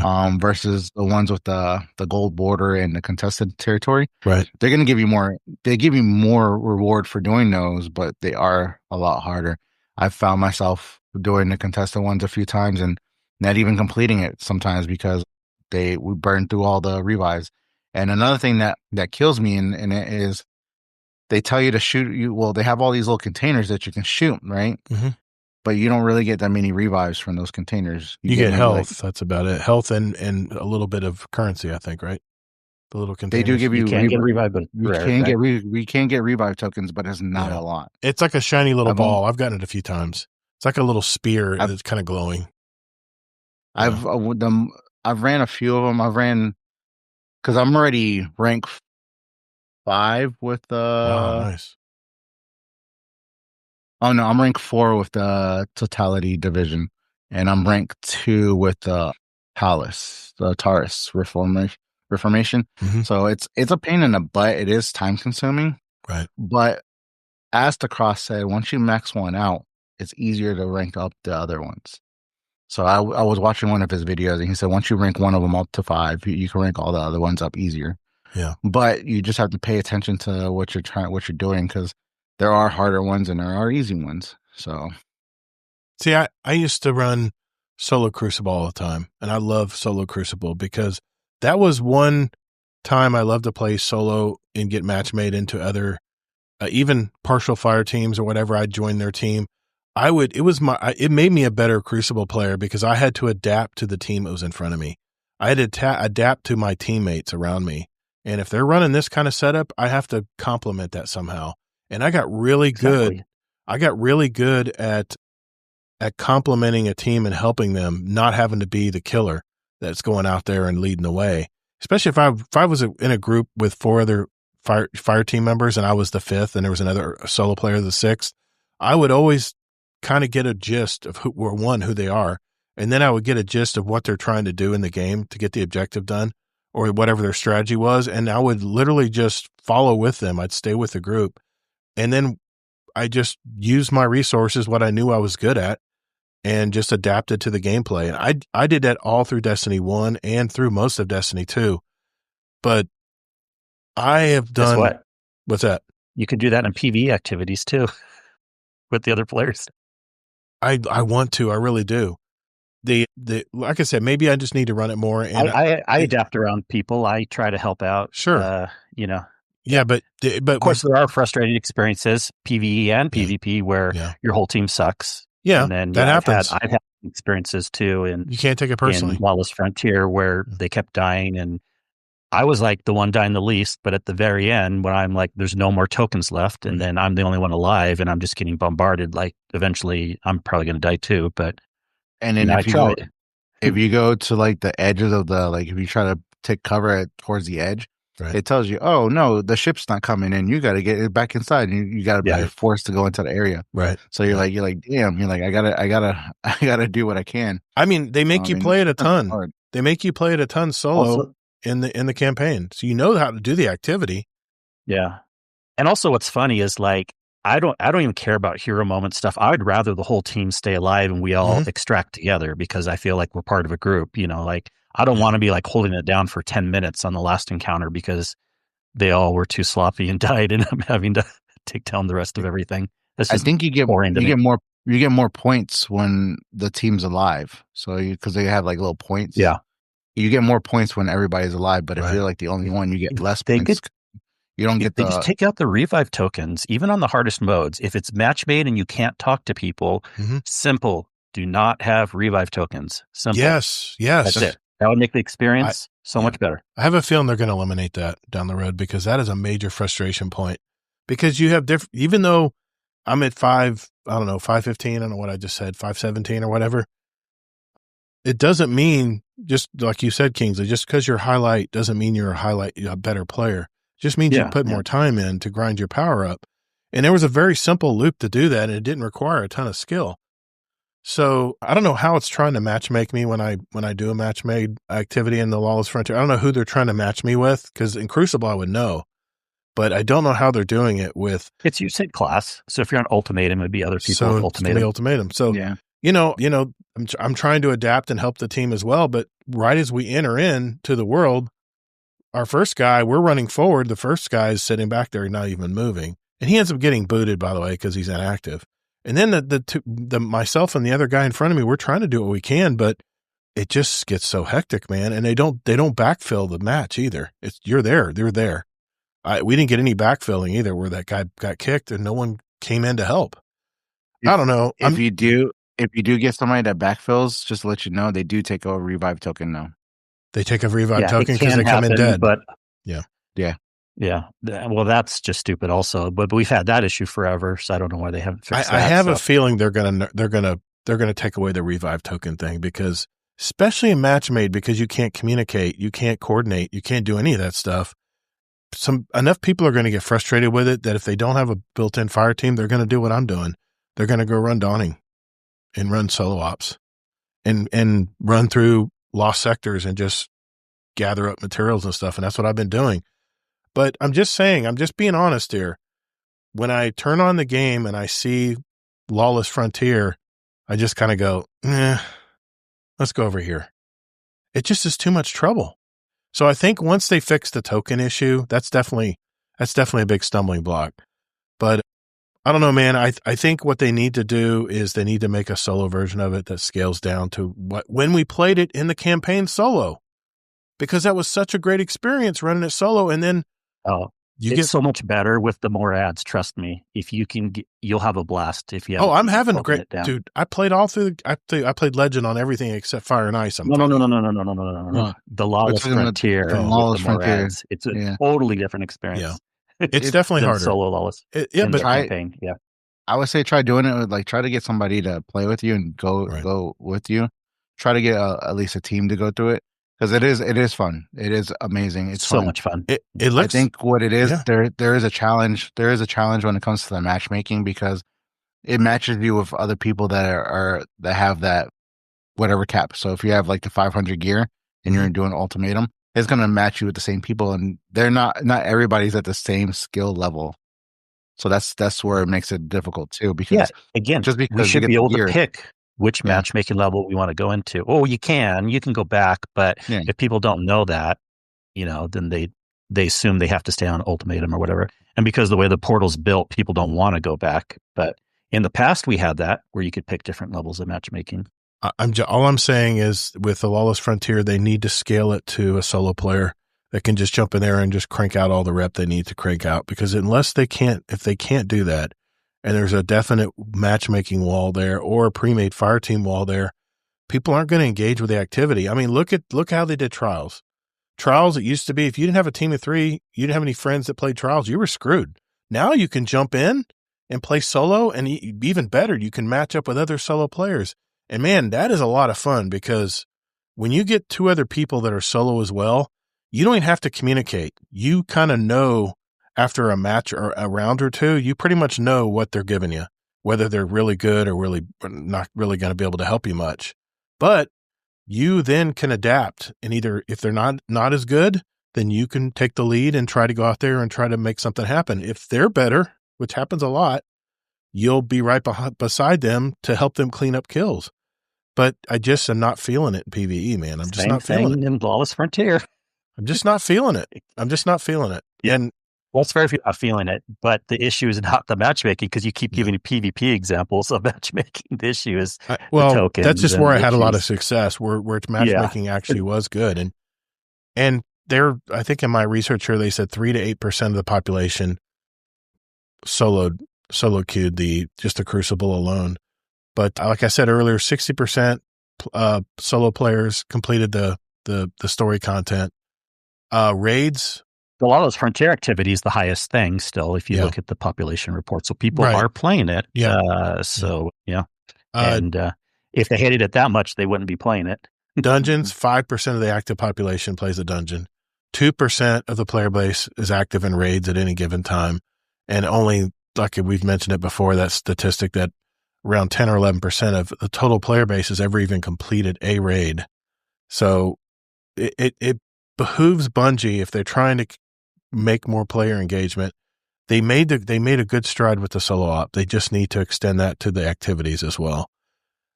A lot of people just have bad times with matchmaking, and especially at the highlight levels I'm playing in, I'm going in there and I have all these modifiers against me already. I don't have any radar. I get touched, I'm dead. I'm playing my heart out, but if you don't have 2 other players that are matched skill-wise with you, it just gets frustrating. So I don't want to be like I said. Just like I said, is you can have the power level, right? But not everybody's at that skill. Everybody's different skills. So just because you see somebody that's like 550 doesn't mean they're that good. They just grinded a lot just to get that power level up there. So it doesn't mean anything. If you're a true new player, you're going to be much lower light, and then you'll be brought into the easier match made. It's probably hardest for the people that are still somewhat newer, and then they power grind like crazy, and they don't know you can go back a level on that The matchmaking, because of the way they designed the portal, is the problem, not the matchmaking itself, in my opinion. That's what I'm just saying. Yeah, Scarlet Maddie in chat says, I do think they took the idea of the Nether that we all like so much and just ran so far with it. Todd's right, it needs way more tuning. For right now, it's just barring in the playlist for the saber crystals. Yeah, I get that too. And the modifiers and the tuning, I agree with that too. Well, I ask... not that it's... The problem is matchmaking. The problem is the tuning and the modifiers. I asked ChatGPT online, what was the most engagement in Destiny 2? What is that solo players played? The number one thing was the solo ops of the portal. They said Caldera and solo operations were the most popular. Exotic and power farming. Vendor-related farming remains a staple for solo players to maintain their power level. Master Rahul and exotic engrams. Lost sectors, expert and master. These remain the most popular way to solo farm new exotics. We know that's changed lately, but you get materials like enhancement cores and stuff. Then they go into match-made rituals as third. That's Vanguard Ops. Back in the past, it was Onslaught, Dares of Eternity. Those are things like that. They're match-made. Now it's the Lawless Frontier. Solo in-game challenges. While it's more difficult, many solo players focus on specific in-game content designed to be soloable, like dungeons and nightfalls. And then, of course, the world activities, the public events and stuff. That's what the rundown was as far as what activities solo players are playing. So, like I said, I think the solo ops is a good first step. I just think they need to go a little further. Since you brought up stats, the real stats on popularity reports show within the last 60 days, the most played thing is match-made Haunted Altars of Sorrow, 2.2 million hours. Haunted Altars. Popular thing in the last 60 days. Ask me how much I played that. Well, you're going by stats, so I'm just throwing the stats back in your face. I'm just saying. Activity is the most popular thing in the last 60 days. Yeah. When the haunted lost sector or the haunted activity was, once I found out that I couldn't solo it, I was out. I didn't play it. Yeah. I got my mask. I bought some cool mask. Yeah. But I didn't really engage. Most popular thing. In the last 60 days. Now that'll change as Renegades is out even longer. But yeah, it killed me. They didn't have and I know everyone was tired of the haunted lost sectors. I get that. But they brought in this new activity, but then they didn't have a solo version of it. So even though your stats say that, still played it. I didn't. This is the first time ever I did not play the activity. I didn't farm stuff because I just didn't have the time, man. And I just get so frustrated. I just have the worst luck, man, when it comes to matchmaking. I don't know what it is. I don't have the patience. That's it. I just don't have the patience. And I don't want to be a dick, but I don't know. Like I said, I didn't want to seem like a little whiny baby today, but I just this is the feeling I'm having with Renegades right now. The stuff that I can go and farm, like the Dawning stuff right now, I'm having a ball doing it, and it's easily soloable. But the Lawless Frontier, I'm just not feeling it, man. And I know I need to get more reps in and just run it. I just haven't had time. Work is killing me right now. I'm trying to get done so I can have a nice long holiday weekend, and everybody's wanting everything done. So what little time I have to play, I'm trying to jump into something I could jump in and jump out. And the only thing I know that's working for me right now is solo ops, even though these activities, I've run them so many times. Oh my God, all the power farming I've done in solo ops, but they haven't added anything but this one new solo ops, which sucks, by the way. It is really, really, it is not an easy one to just grind through. So done it once. I've done it several times. What I do is I reduce the playlist down to like something a little bit, maybe a notch or two below Ultimatum. But the problem is I'm only getting 300 power stuff. So I can't even power farm it. So I'm almost to the point now where I'm not really worried about farming anymore or power farming, because it doesn't matter.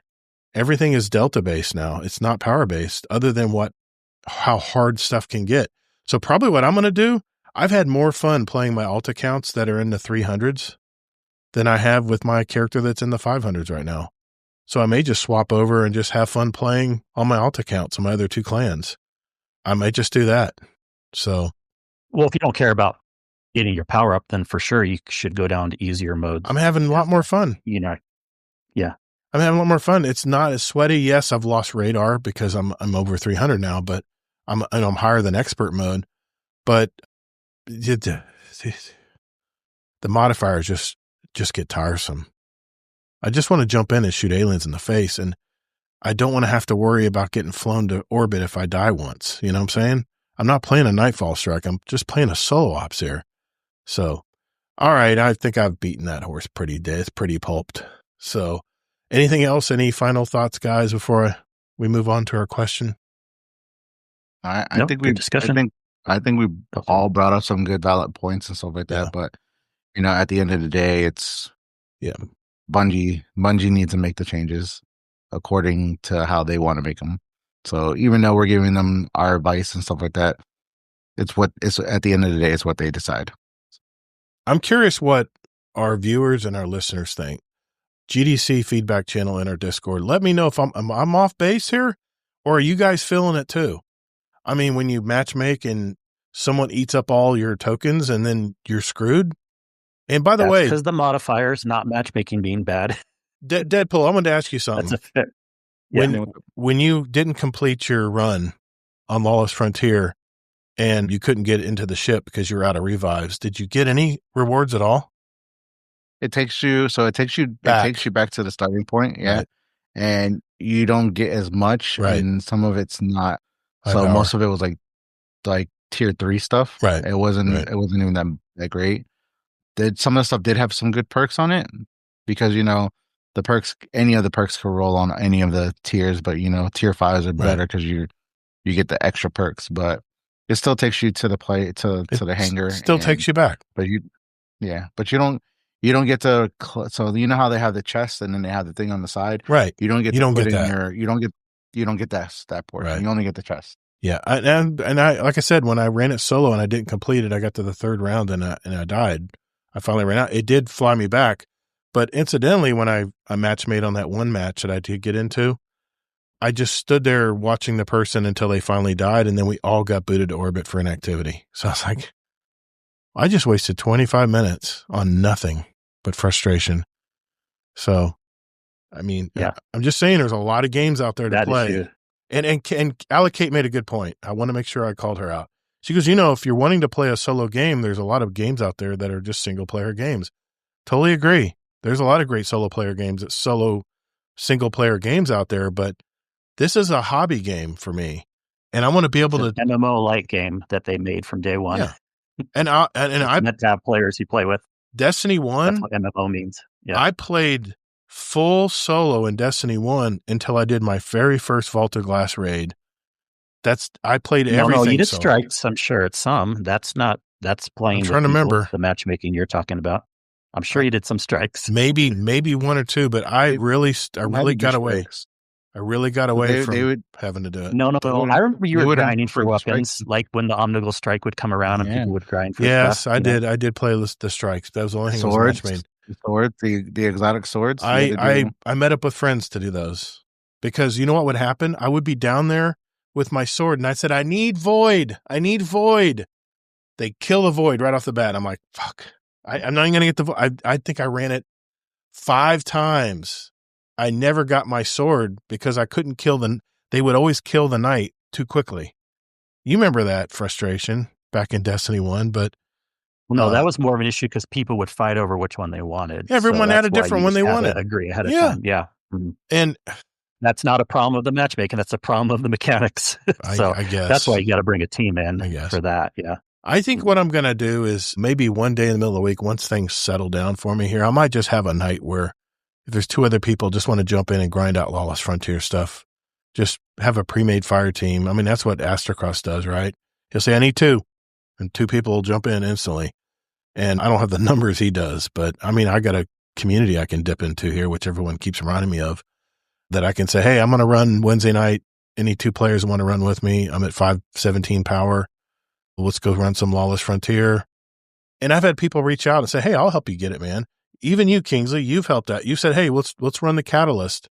I'm just so freaking tired. I just don't have the time to do it tonight. I've been doing pre-recording shows. For you help to get the microcosm. I know. I still got to run 2 missions, I think, to get the microcosm. I got everything done except that. But like I said, it's just a matter of coordinating. And, we have the raid bot. We have the sesh bot in our community where we can set up any kind of game in Destiny and people can join it. And it'll also even give them a reminder and everything. I mean, our patrons pay for that bot in our server. So, all right. Well, we did have a voicemail from one of our community members I want to share next. And then I've got a few questions for you guys before we head out. We'll do that right after this.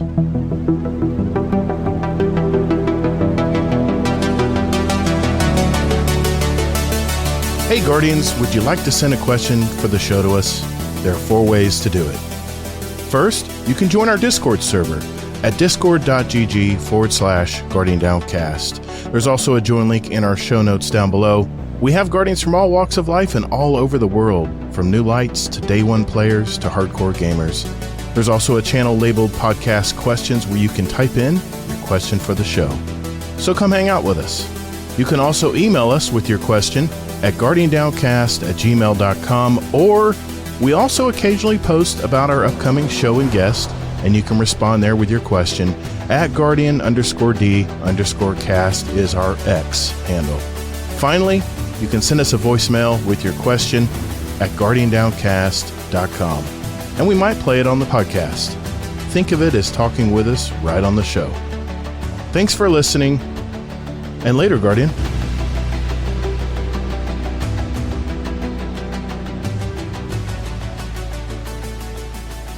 All right, boys and girls, this is the final segment of our show. So we get our questions from you guys, and we had I don't know if we had any Destiny questions in the Discord this week. Everyone's getting ready for Christmas. I get it. But we had a speak pipe here from Jack. This is one of our UK members. I'll just play it here. Hello, bad boys. I don't know if you remember me. It's Jack from England, Sunny Hall. I used to create the memes and that when it was high school. And I've been listening for a while now, back into Destiny. I think that piece he did about Bale not liking Technicanica and everything, I think that might have been a really subtle, really fourth wall breaking meta hints towards the Bungie developers being stuck in the past, being stuck making the same game over and over again. I don't know. What's your 2 cents on that? Thanks, Jack. Appreciate that voicemail. By the way, guardiandowncast.com, just hit the voicemail button if you ever want to send us a voicemail. We'll play it on the show. Or you can go to speakpipe.com/guardiandowncast, all one word, if you want to leave us a voicemail in the future. You know, I didn't even think about that. The fact I was reading lore last week about how Bale was working for Tex Mechanica, and he was on a lunch break, in fact, and how he hated the fact that Tex Mechanica was set in their ways and that they wouldn't try any of these new types of weapons that he wanted to build, that they were very much built from past designs and stuff, and they didn't really want to innovate at all. And Jack thinks that's maybe some of the writers poking fun of, maybe it's a fourth wall thing where they were actually poking fun of Bungie because they keep making the same game all these years, right? What do you guys think? Do you think that's a writer poking fun of Destiny, at Bungie? Opinion on it, I wouldn't really know. Too hard to guess on that one. I didn't pick up on that when I read it, but yeah, or, they've been making the same game since Marathon. Yeah, that could be too. I didn't pick up on that, but I can kind of get where you're picking that up, Jack. I kind of get your sentiment there. I never thought of it that way. I really didn't think of it that way when I read it. But that could be something behind the scenes, a writer for the lore reaching out there. Who knows? But good question, though. Good question. It's a thinker. It's definitely a thinker. So thank you, Jack, for sending that voicemail in. And I don't think we had any questions in our Discord tonight, but I'm just double checking here to make sure. I'm pretty sure we answered all the questions in our Discord channel. Questions for the show. I mean, I'm not saying anything unless you had any secret ones. Nope, we are good. I remember the days we couldn't even get through all our questions. Oh my gosh, that was such a problem. I do. Oh my God. I remember those days. I would put Yeah. I would put questions in there, and you would get to my question like maybe 4 or 5 4 shows later. I know. Some of them we would look at and go, oh my God, they sent this in January and it is June right now. That's how bad it was. But hey, I mean, I loved it. But if you do have a question for us that you want us to ask on the show and hopefully answer, it's our Discord channel. It's podcast questions. You can either enter Destiny questions or non-Destiny questions. Like if you want to ask us something about our lives or something personal, as long as it's not too personal. Yeah, we'll try to answer it for you. I had some questions for you two. And let me pull up my questions here. The first one was, since we're in the Christmas spirit here, what is your favorite Christmas song? What's your favorite Christmas song there, Deadpool?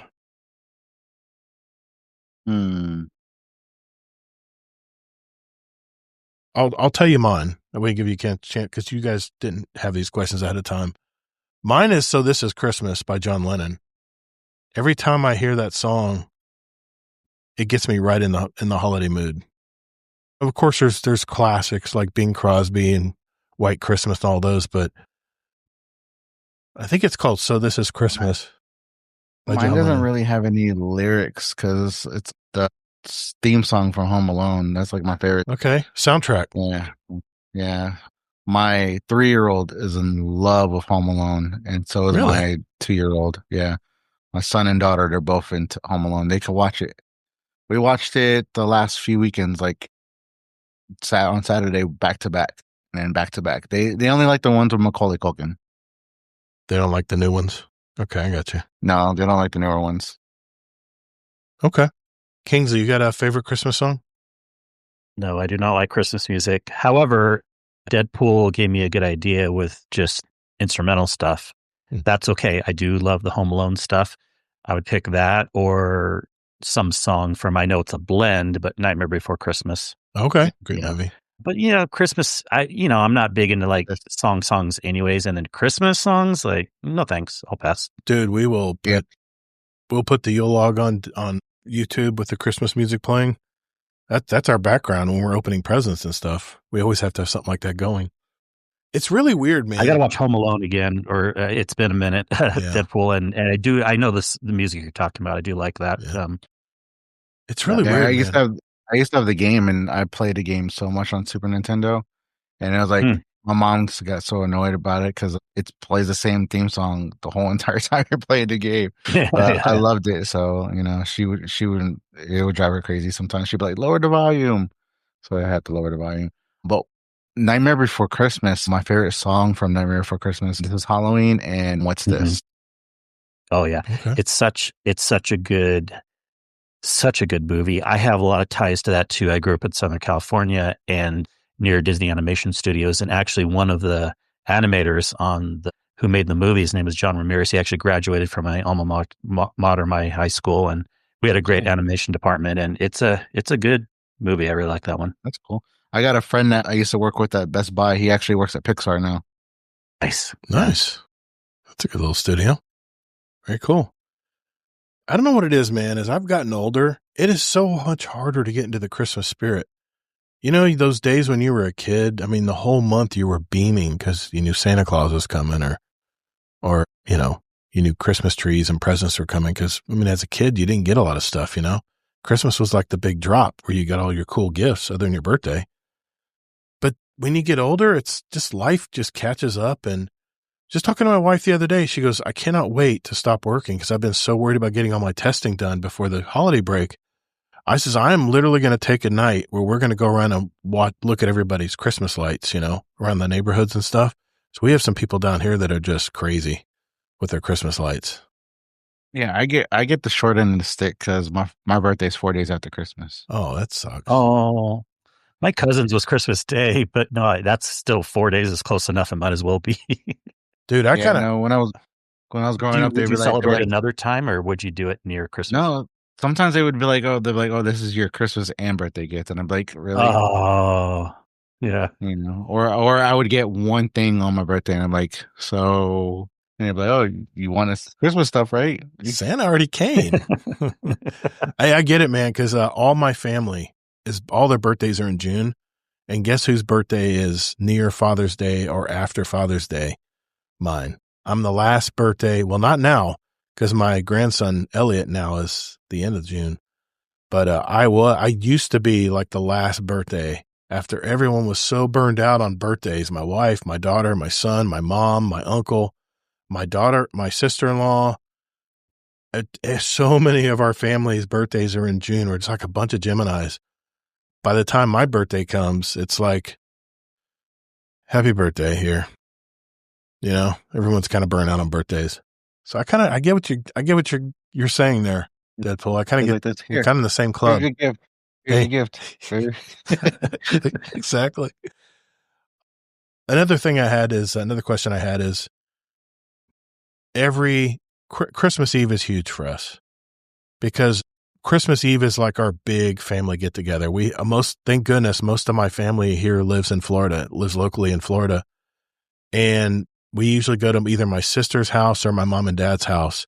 They both have huge houses and it's set up where we can have parties and stuff. My house is not small, but it's an 80s style house where all the rooms are all cut up. It's not really made it doesn't have an open floor plan.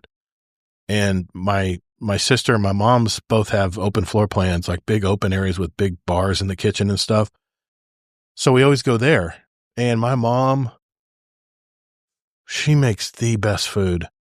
And my sister's really good too. She's a good cook too. And everyone just kind of brings a portion of the meal. It's not potluck because my mom makes most of it, but she'll like this year we're going to have like, my sister has one of those green egg smokers. She's going to cook a ham and turkey in it. I mean, it's just going to fall off the bone when you eat it. And it's just so good. But Christmas Eve is a big deal for us. And we usually play some games. We have a white elephant gift exchange. We have also a Secret Santa where each of us give each other's presents for Secret Santa and all that. And even we'll play some Jack games, before we all head home and stuff. We're usually there for at least a good 4+ hours, but it's a big deal. And then Christmas morning is all about my immediate family, my kids, their wives or boyfriends come over to our house and we'll have crepes. We'll make strawberry crepes and we'll make a huge, big old fryer of bacon. My son loves to make bacon. So he'll come over and he'll cook like 2 pounds of, like 2 full things of bacon. And then we'll make, quiche. We'll put quiches in the oven and we'll make quiche in the morning. My wife's really good at making those. And then her mom will come over and her mom is in a rest home now. She's fallen so many times. She's mentally not there anymore. I went there to visit just around Thanksgiving and it was so much. It was so much to deal with. So we'll be bringing her this Christmas as well to just enjoy half the day, the morning. Usually by the afternoon, everyone takes off. This is where our big Christmas is. We give all our gifts and stuff that we bought for each other. And it's just 2 really crazy days. But my question is what do you guys have any traditions that you guys do either Christmas Eve or Christmas?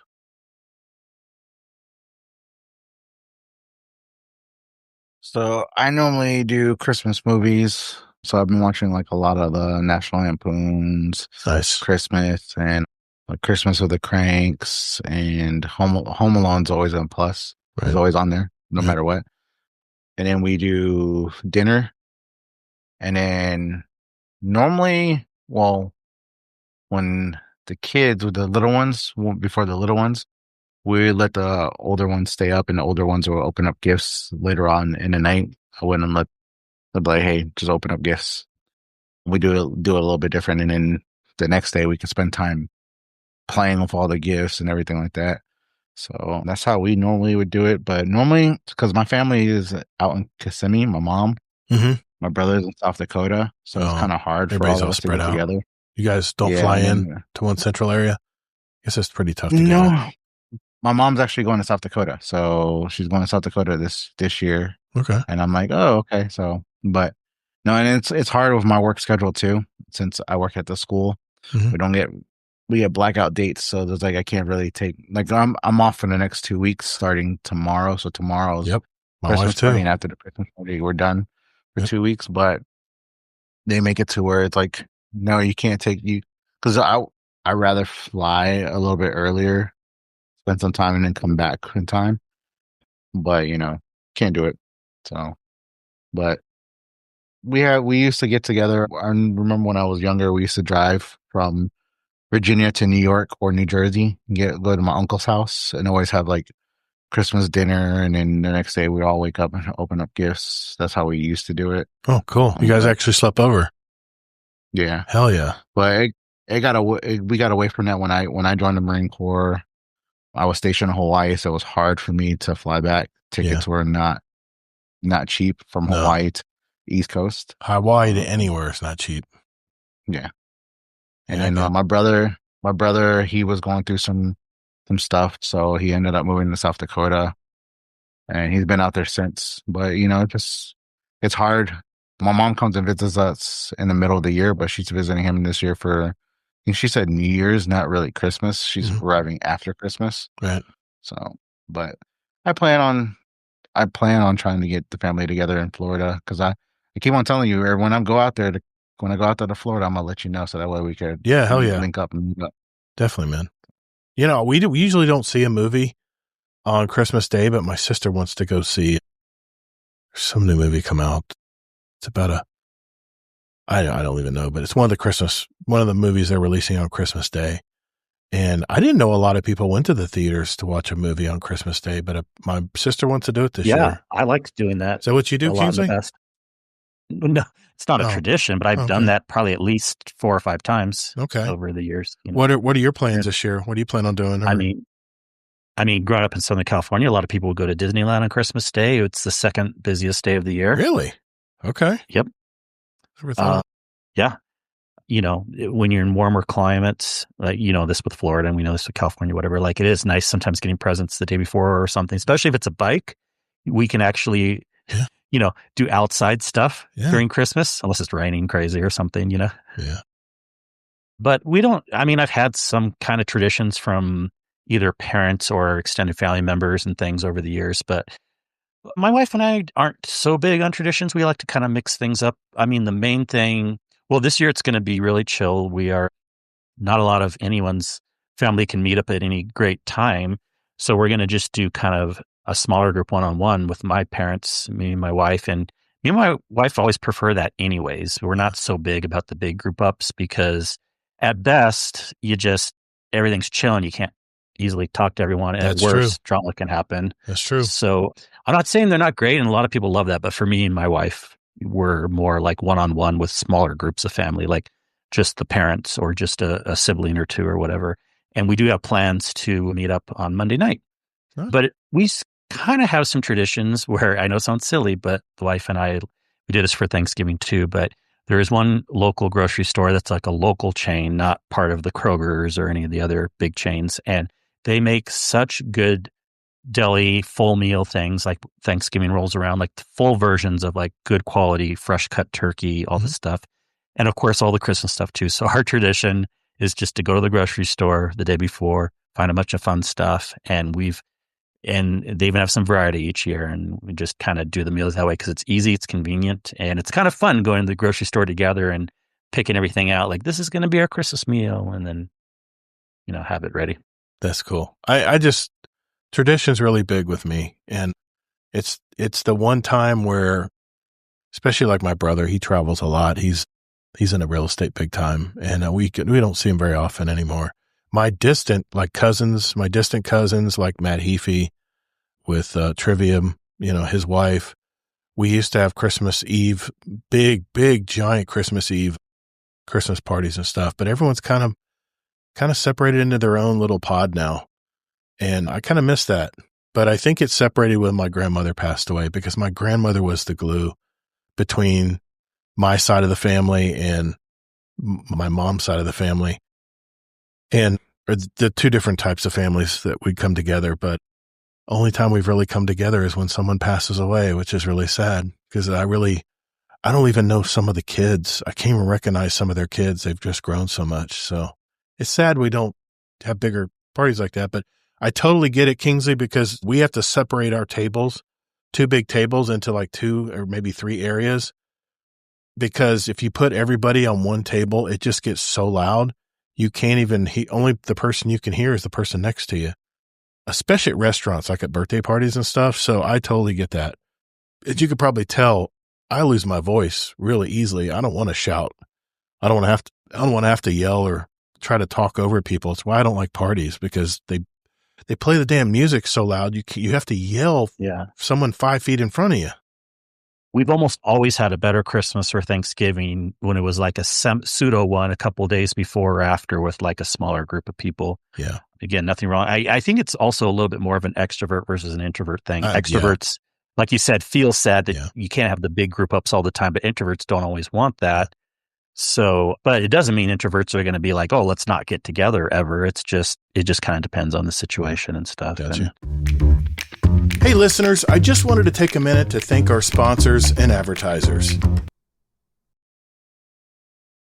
Thanks to our Patreon community, we don't need to worry about that. So enjoy continued ad-free listening. And if you're thinking about giving back to a listener-supported podcast like this one, check out GuardianDownCast.com and hit that Patreon button to find out more. Later, Guardian.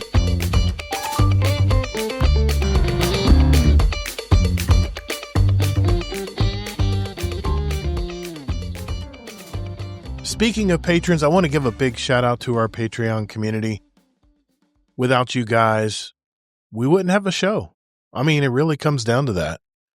There's so much to running a big community like this, and without your giving back to our community, it would really, really make it tough to do. So a big shout out to our highest level patrons, Dungeon Champion patron, that would be Deadpool1 Merc. A thank you to our Raid Boss patrons, Jealous, Frostbite, and Amazing Taco King. And remember that all the Patreon funds go right back into our community. And also, don't forget that we have over 3 years of audio and video episodes made just for our patrons. So remember, that's part of your membership, is you get access to all that. So thank you for that. Hey, before we go, some final thoughts to wrap up this week. You know, this week's episode, we discussed the latest in Renegades and the new Dawning event and our dungeon run from last week. I mean, I hope you really get to dive into the Dawning. It's always a great time to farm and get some really good weapons. And those Dawning armor ornaments just look really good. I mean, Bungie really outdid themselves this year. You have 2 more weeks of it as you're listening right now, so there's plenty of time to jump in, get some cool rewards. The cool thing is that you can play anything and get those Dawning materials and essence to boot. So, to make those cookies, which also give you rewards. So it's like a really nice farming loop. The main topic tonight, we centered around the notion that Bungie has created a fun activity for a change, right? But unfortunately, in the Lawless Frontier, you have to play it with a fire team. Some elite players can do it solo in the private mode, but for most of us mere mortals, it's nearly impossible to run these activities solo. Bungie needs to realize that a lot of our friends have moved on to play other games, and that jumping into the hobby to rank something up or to unlock a weapon or in whatever time we have to play, it's imperative to keeping those player numbers up. So I hope someone at Bungie hears what I'm trying to say tonight, and that they can create a solo mode whereby the enemies can properly scale to just 1 player. I'd be jumping into it every day if I didn't have to rely on other players to know what they're doing and to stay alive to complete the activity and extract from the activity to get the rewards. Having shared revive tokens is a bad idea as well, and they need to address that. But what do you think? Am I off base here, or should Bungie think more about the solo player? Let me know. There are many ways you can give your feedback to us. Our Discord community, that's discord.gg/GuardianDownCast.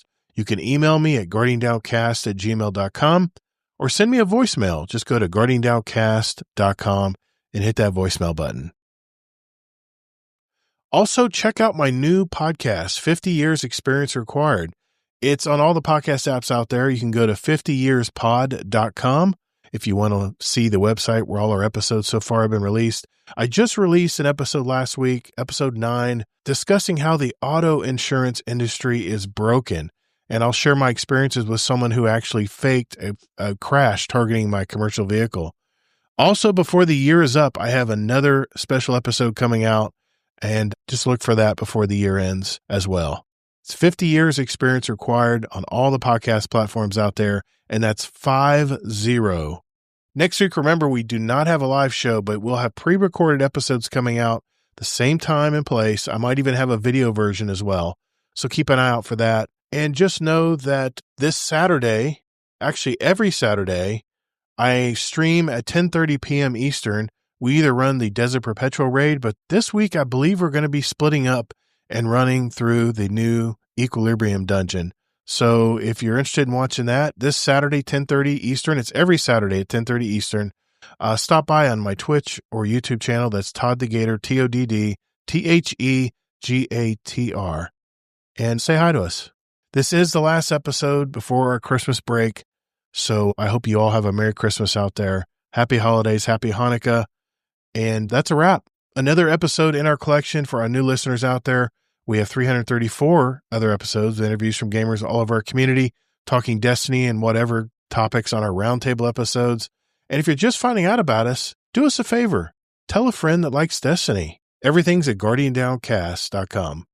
Special thanks to my co-hosts, Kingsley Mack and Deadpool1Merc tonight. I'll have their socials in the links down in our show notes.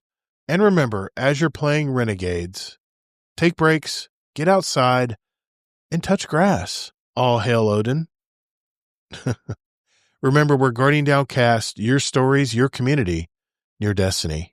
And be good to your fellow Guardians in the Destinyverse. The weight of the world was on your shoulders, and still you triumphed. Marvelous. Thank you all so very much for listening. And whether in life or in your game, get your reps in. And later, Guardian.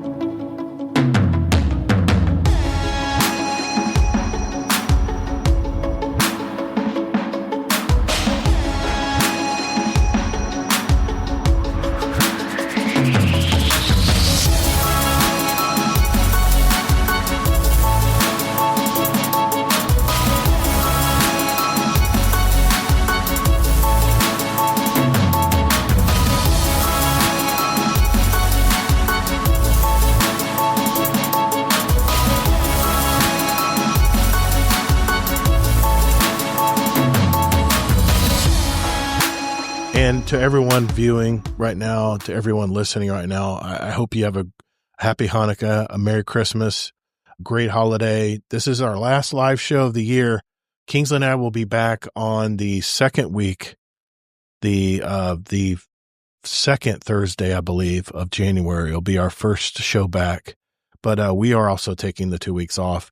But just keep in mind of those listening and watching, I'll have a video version and an audio version coming out next Monday. It'll be Monday, not Thursday.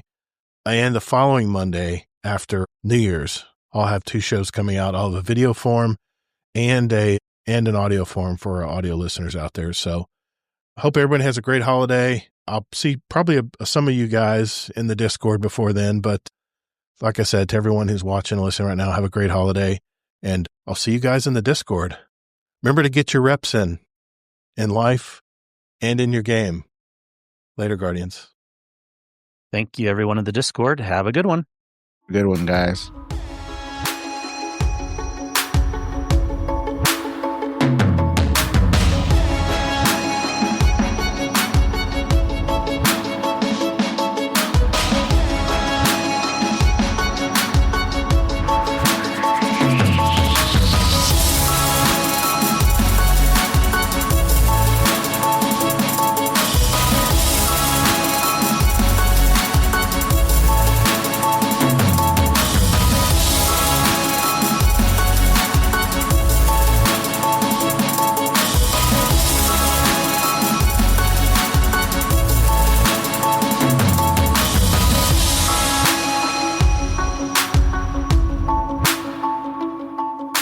Nate got broken. We broke Nate. We broke Nate.